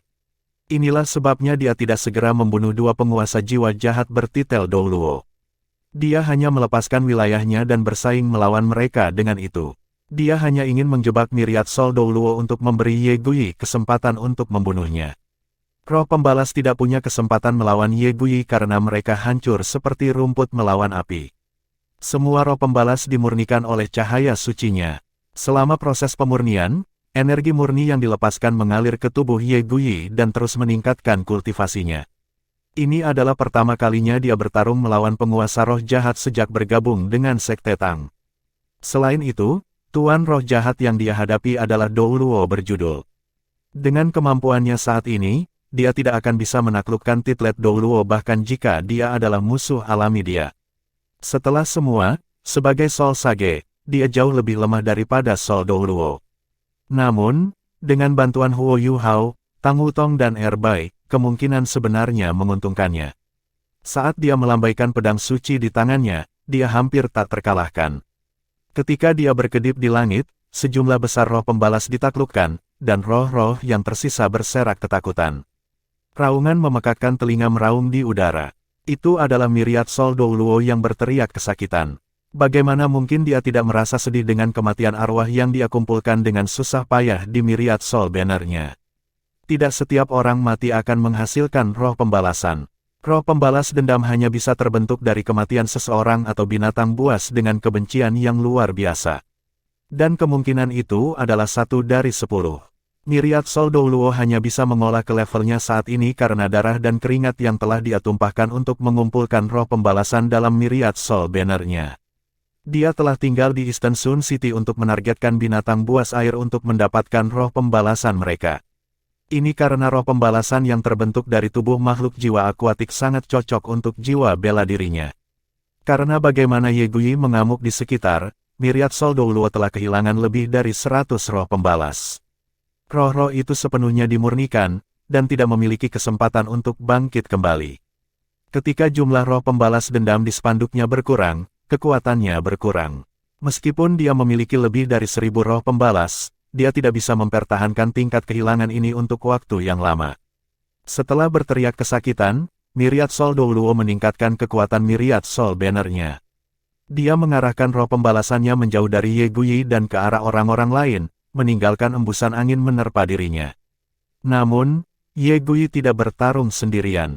Meskipun dia mungkin tidak cukup kuat untuk melawan Myriad Soul Douluo sendirian, dia mendapat bantuan dari Huo Yuhao dan Tang Wutong.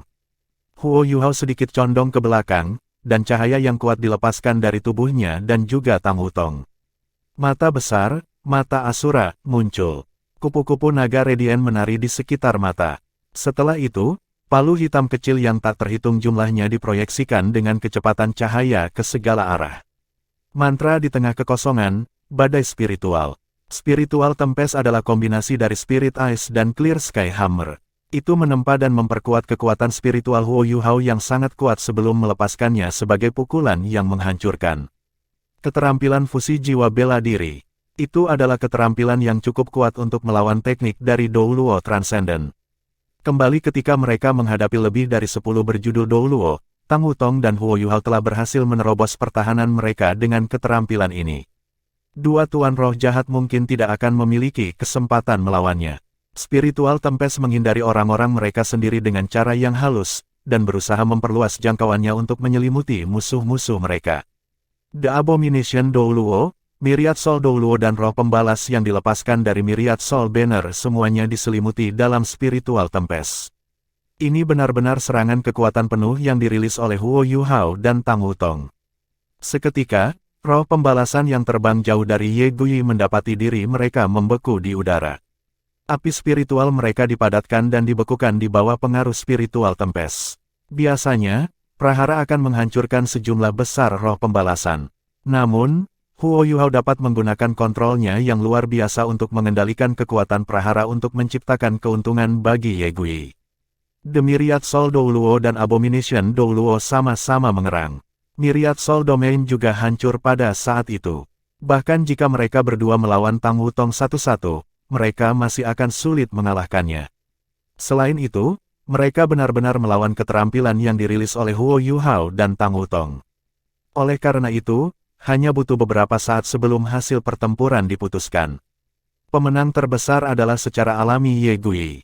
Saat dia membentangkan sayap di belakang punggungnya, dia berkedip melintasi langit seperti sambaran petir. Sejumlah besar roh pembalasan dimurnikan dimanapun pedang sucinya mendarat. Ketika angin spiritual Tempest bertiup melalui daerah itu, Ye Gui membersihkan setelah mereka. Roh pembalasan yang ditabrak Spiritual Tempest dan Snowy Dance of Ultimate Ice tidak bisa mengelak atau mempertahankan diri melawan Ye Gui. Mereka hanya bisa menunggu pembalasan mereka dimurnikan. Myriad Soul Domain mungkin sangat kuat di mata seorang guru jiwa biasa. Itu tidak hanya bisa melepaskan puluhan ribu roh pembalasan, tetapi juga meningkatkan kekuatan mereka secara eksponensial. Namun sekuat keterampilan ini, itu hanya akan menguntungkan Ye Gui. Huo Yuhao bisa merasakan dengan deteksi spiritualnya bahwa kultivasi Ye Gui melonjak dengan kecepatan gila. Ini hanya bisa menjadi hasil dari kekuatan lawan yang dia hadapi. Dia akan melawan seorang guru jiwa iblis yang memiliki gelar. Selain itu, dia adalah jenis guru jiwa yang mengumpulkan roh pembalasan. Dia adalah target yang sempurna baginya untuk meningkatkan kultivasinya. Selama beberapa tahun terakhir, Ye Gui tidak pernah menggunakan metode seperti itu untuk meningkatkan kultivasinya. Fondasinya selalu solid dan stabil. Oleh karena itu, ini adalah kesempatan emas baginya untuk mengkonsumsi kekuatan Douluo berjudul. Tidak mungkin kemampuannya untuk tidak meningkat. Seiring kultivasinya meningkat, cahaya suci yang dipancarkannya menjadi lebih kuat. Setelah terperangkap dalam badai spiritual, Myriad Soul Douluo mengambil 7 hingga 8 detik sebelum ia mendapatkan kembali ketenangannya dari keterkejutannya. Tetapi ketika dia akhirnya menjadi tenang kembali, dia menyadari bahwa dia telah keluar dari tubuh jiwanya yang sebenarnya. Warna Myriad Soul Banner-nya menjadi lebih redup, dan hanya roh pembalas yang paling kuat yang tersisa di sekitarnya. Adapun Douluo kekejian, dia sudah ditembaki oleh Erbai. Punggungnya hancur, dan lapisan tebal es terbentuk di tubuhnya. Bagaimana dia bisa mendapat kesempatan melawan Erbai setelah menderita dari prahara spiritual? Ini seperti bertarung melawan kombinasi Douluo Transcendent yang berspesialisasi dalam kontrol spiritual dan Douluo Transcendent yang berspesialisasi dalam serangan. Bahkan seorang guru roh jahat tidak bisa menahan pukulan seperti itu. Namun, Erbai tidak melanjutkan dan membunuh Douluo kekejian. Huo Yuhao jelas telah memerintahkan Erbai untuk menjebaknya, tetapi tidak membunuhnya. Myriad Soul Douluo tahu pertempuran telah berakhir.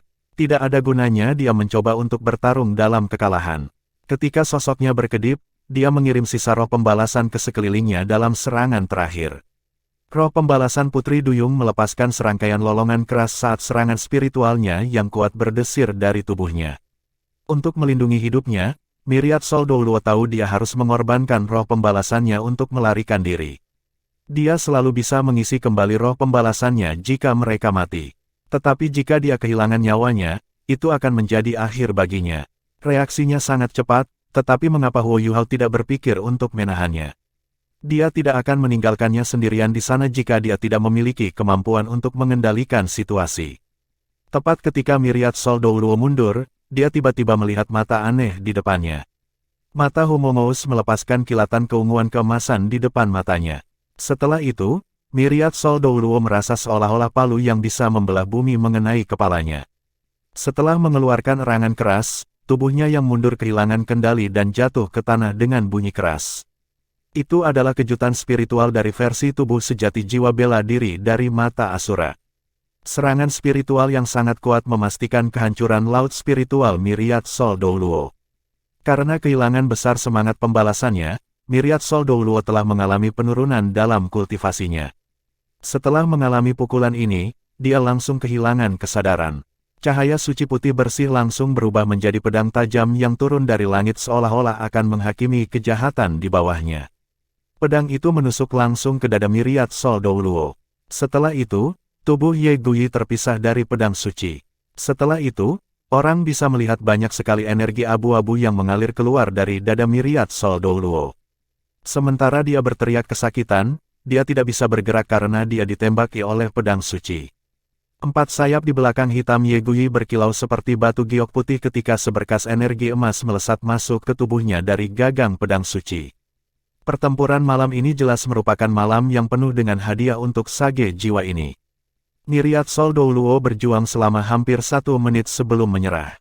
Akhirnya, dia berubah menjadi abu hitam di bawah pedang suci sebelum menghilang.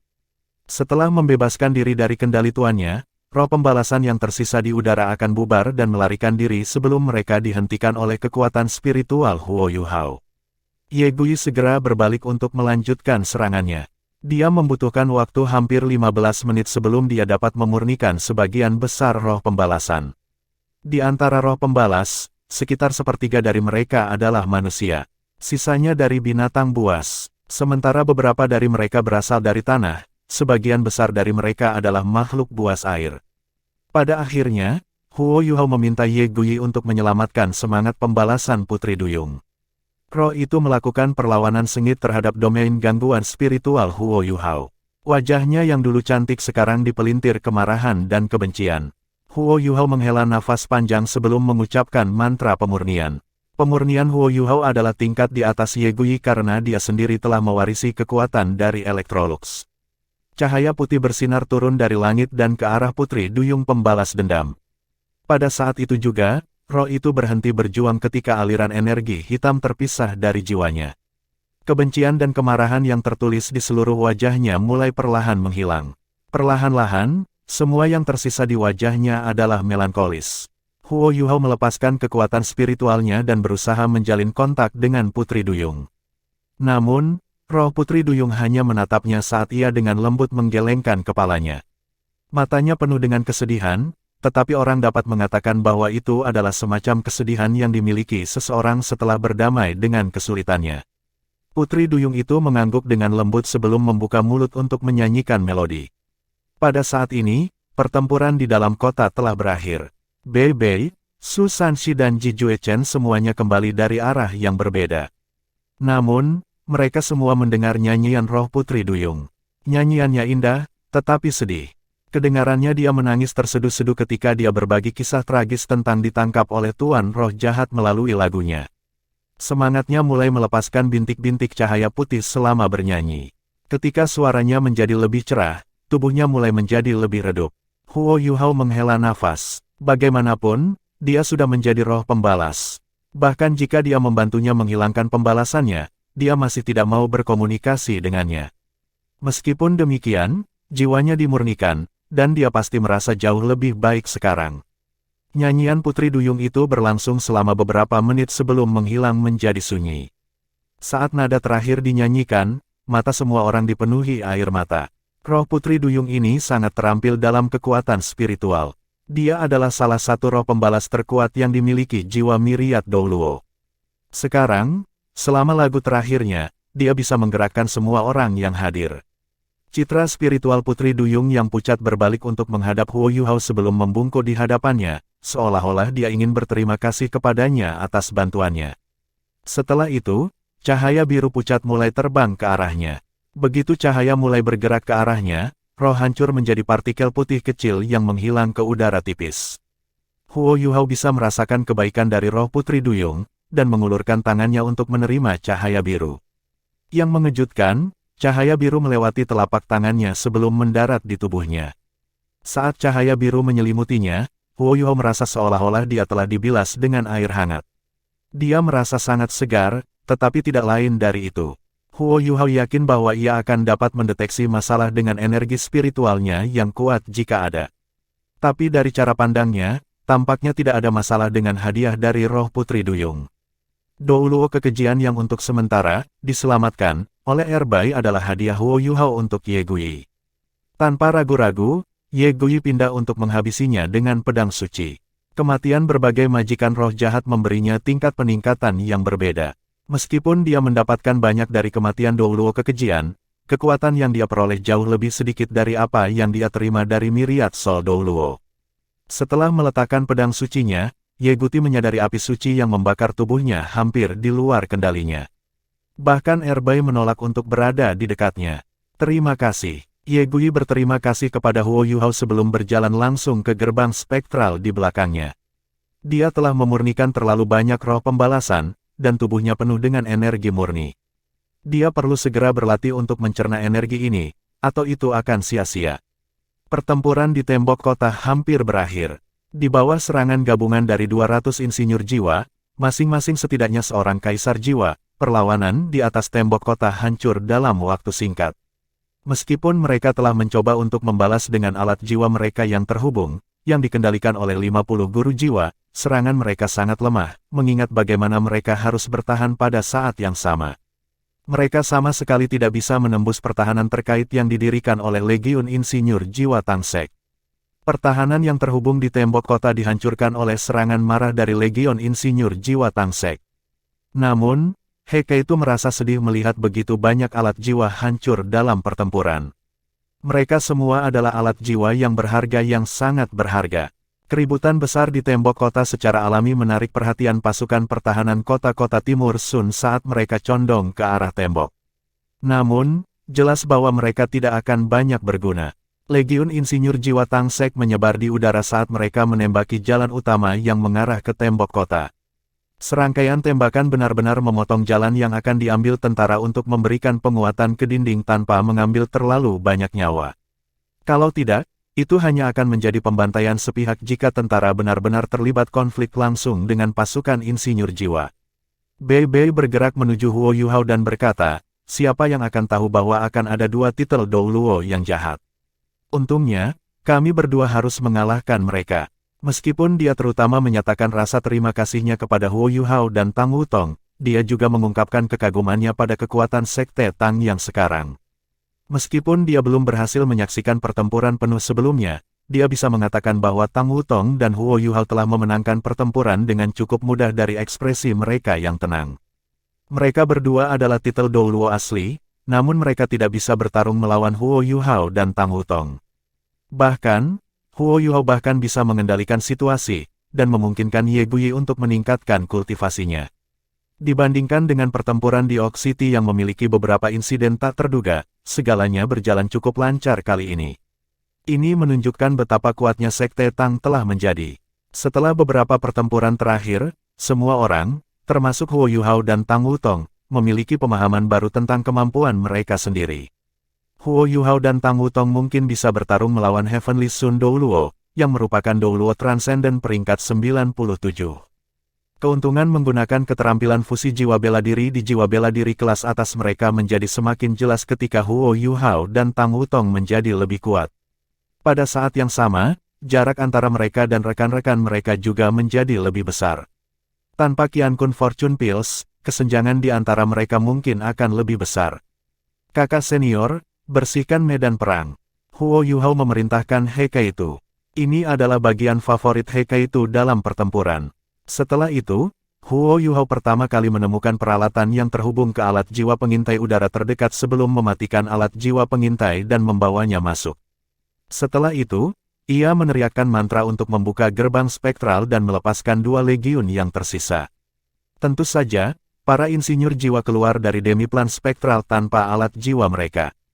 Bagaimanapun, pekerjaan pembongkaran hanya membutuhkan tenaga manusia. Pertempuran di Eastern Sun City berbeda dari yang terjadi di pegunungan Mingdou. Di sini, di kota terbesar di wilayah utara Kekaisaran Sun Moon, Huo Yuhao dan yang lainnya tidak harus melarikan diri segera setelah mereka menyerang seperti yang mereka lakukan di pegunungan Mingdou. Bahkan jika berita tentang serangan mereka menyebar ke pasukan lain, akan butuh waktu lama untuk bala bantuan datang.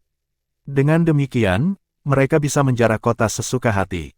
Dia Kaitu memimpin jalan saat dia membongkar setiap alat jiwa yang mungkin ada di daerah itu dan membawa mereka kembali ke demiplan spektral.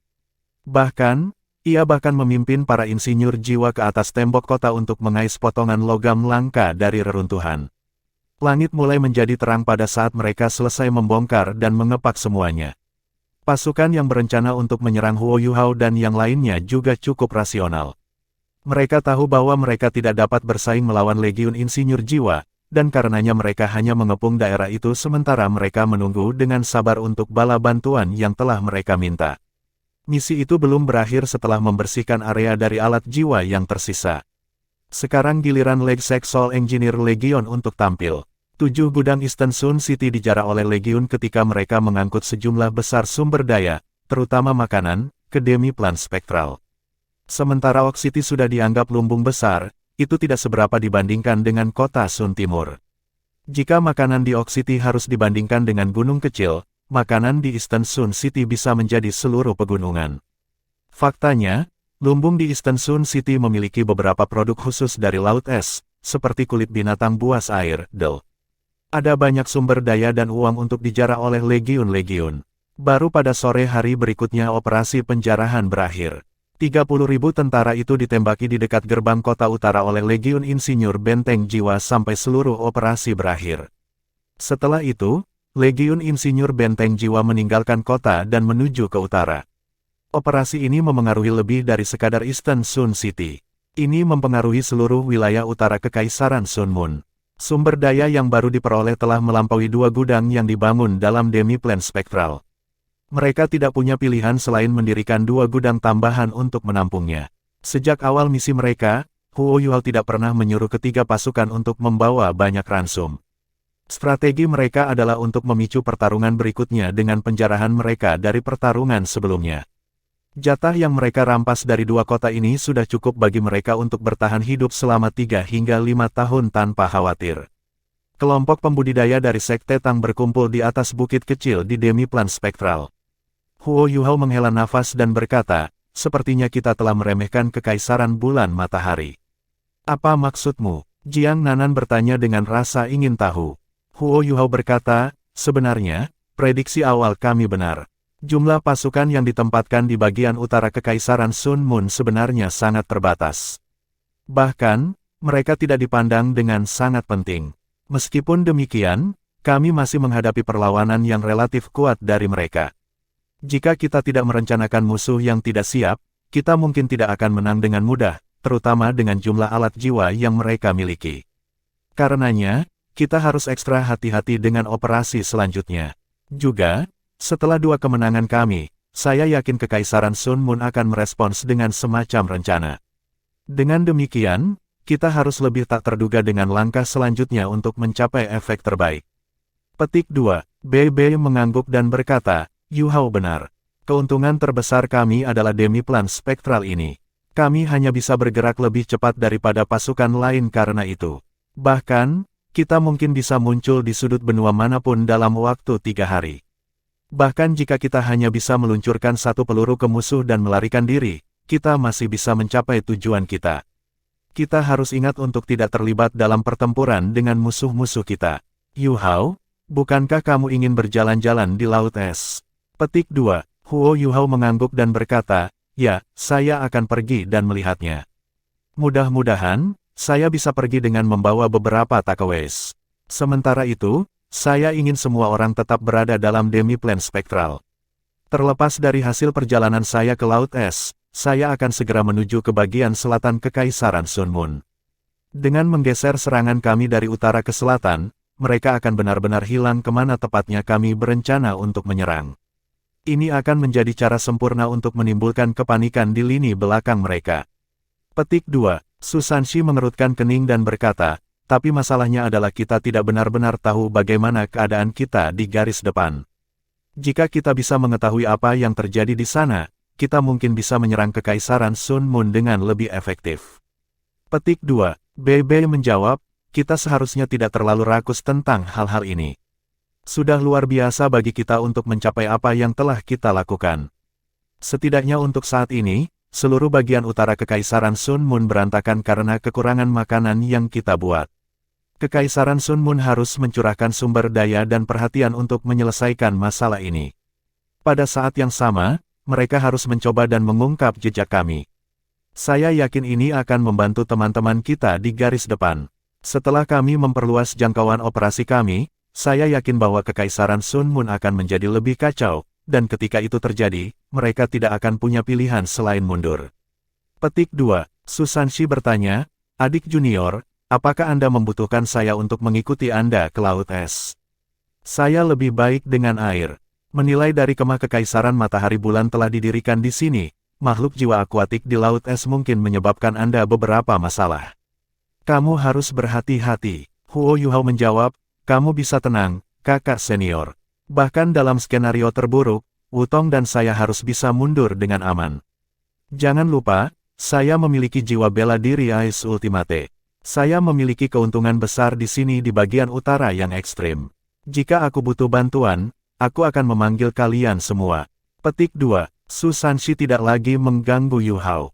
Bagaimanapun, Huo Yu Hao dan Tang Wutong sudah satu tingkat di atas mereka dalam hal kemampuan bertarung. Ji Jue Chen, yang diam di sampingnya, tiba-tiba bertanya, Yu Hao, kapan kita bisa berdebat?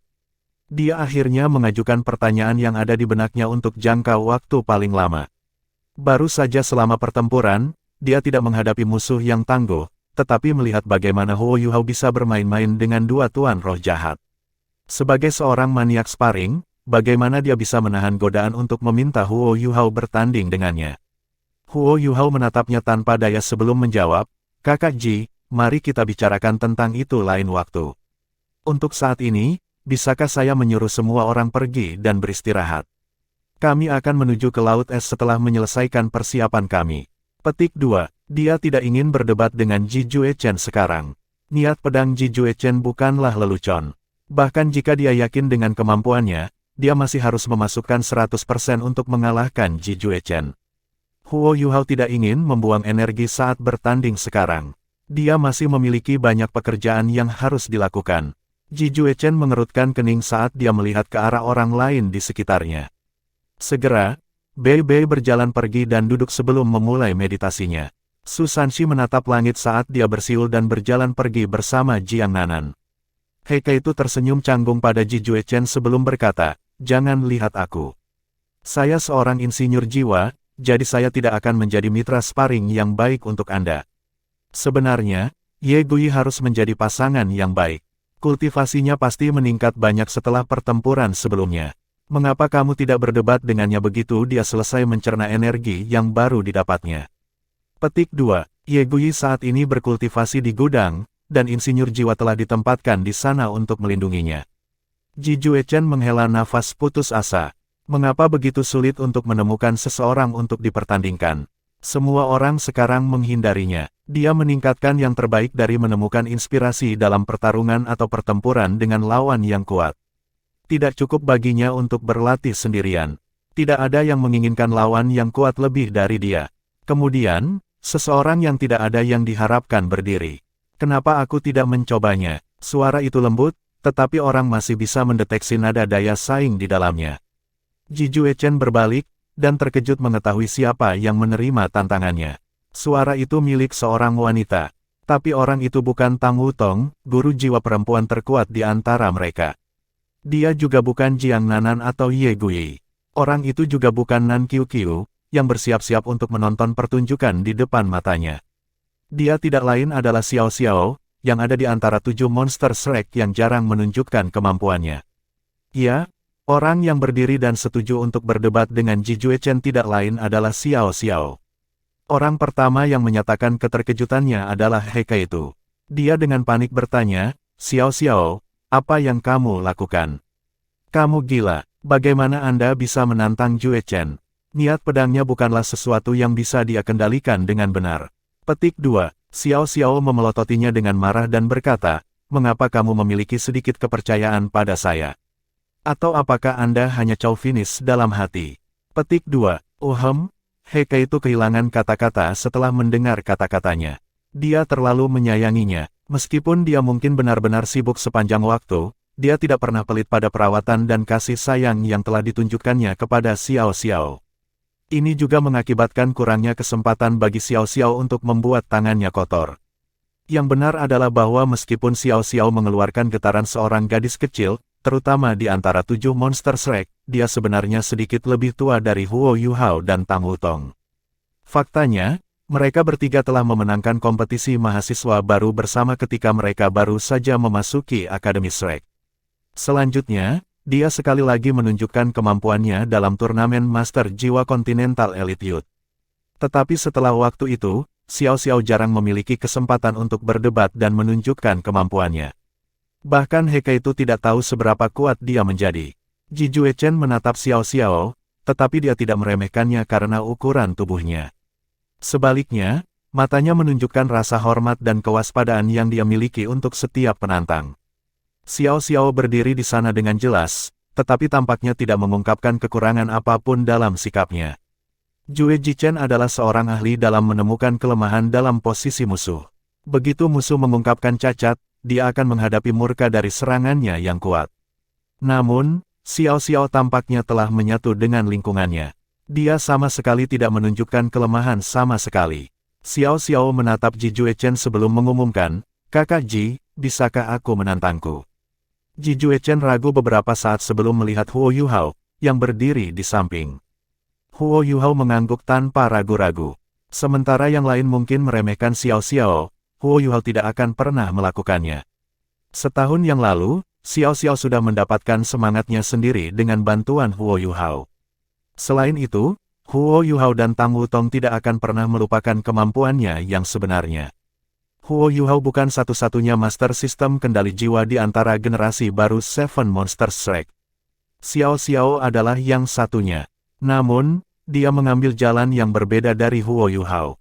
Huo Yuhao telah memilih untuk fokus pada mengendalikan dan menyerang, sedangkan Xiao Xiao memilih untuk mendedikasikan pelatihannya untuk mengendalikan dan mempertahankan. Alasan untuk dua fokus yang berbeda ini adalah karena jiwa bela diri kembar Huo Yuhao. Mata rohnya akan fokus pada pengendalian, sedangkan Ice Jade Empress Scorpion akan fokus pada serangan.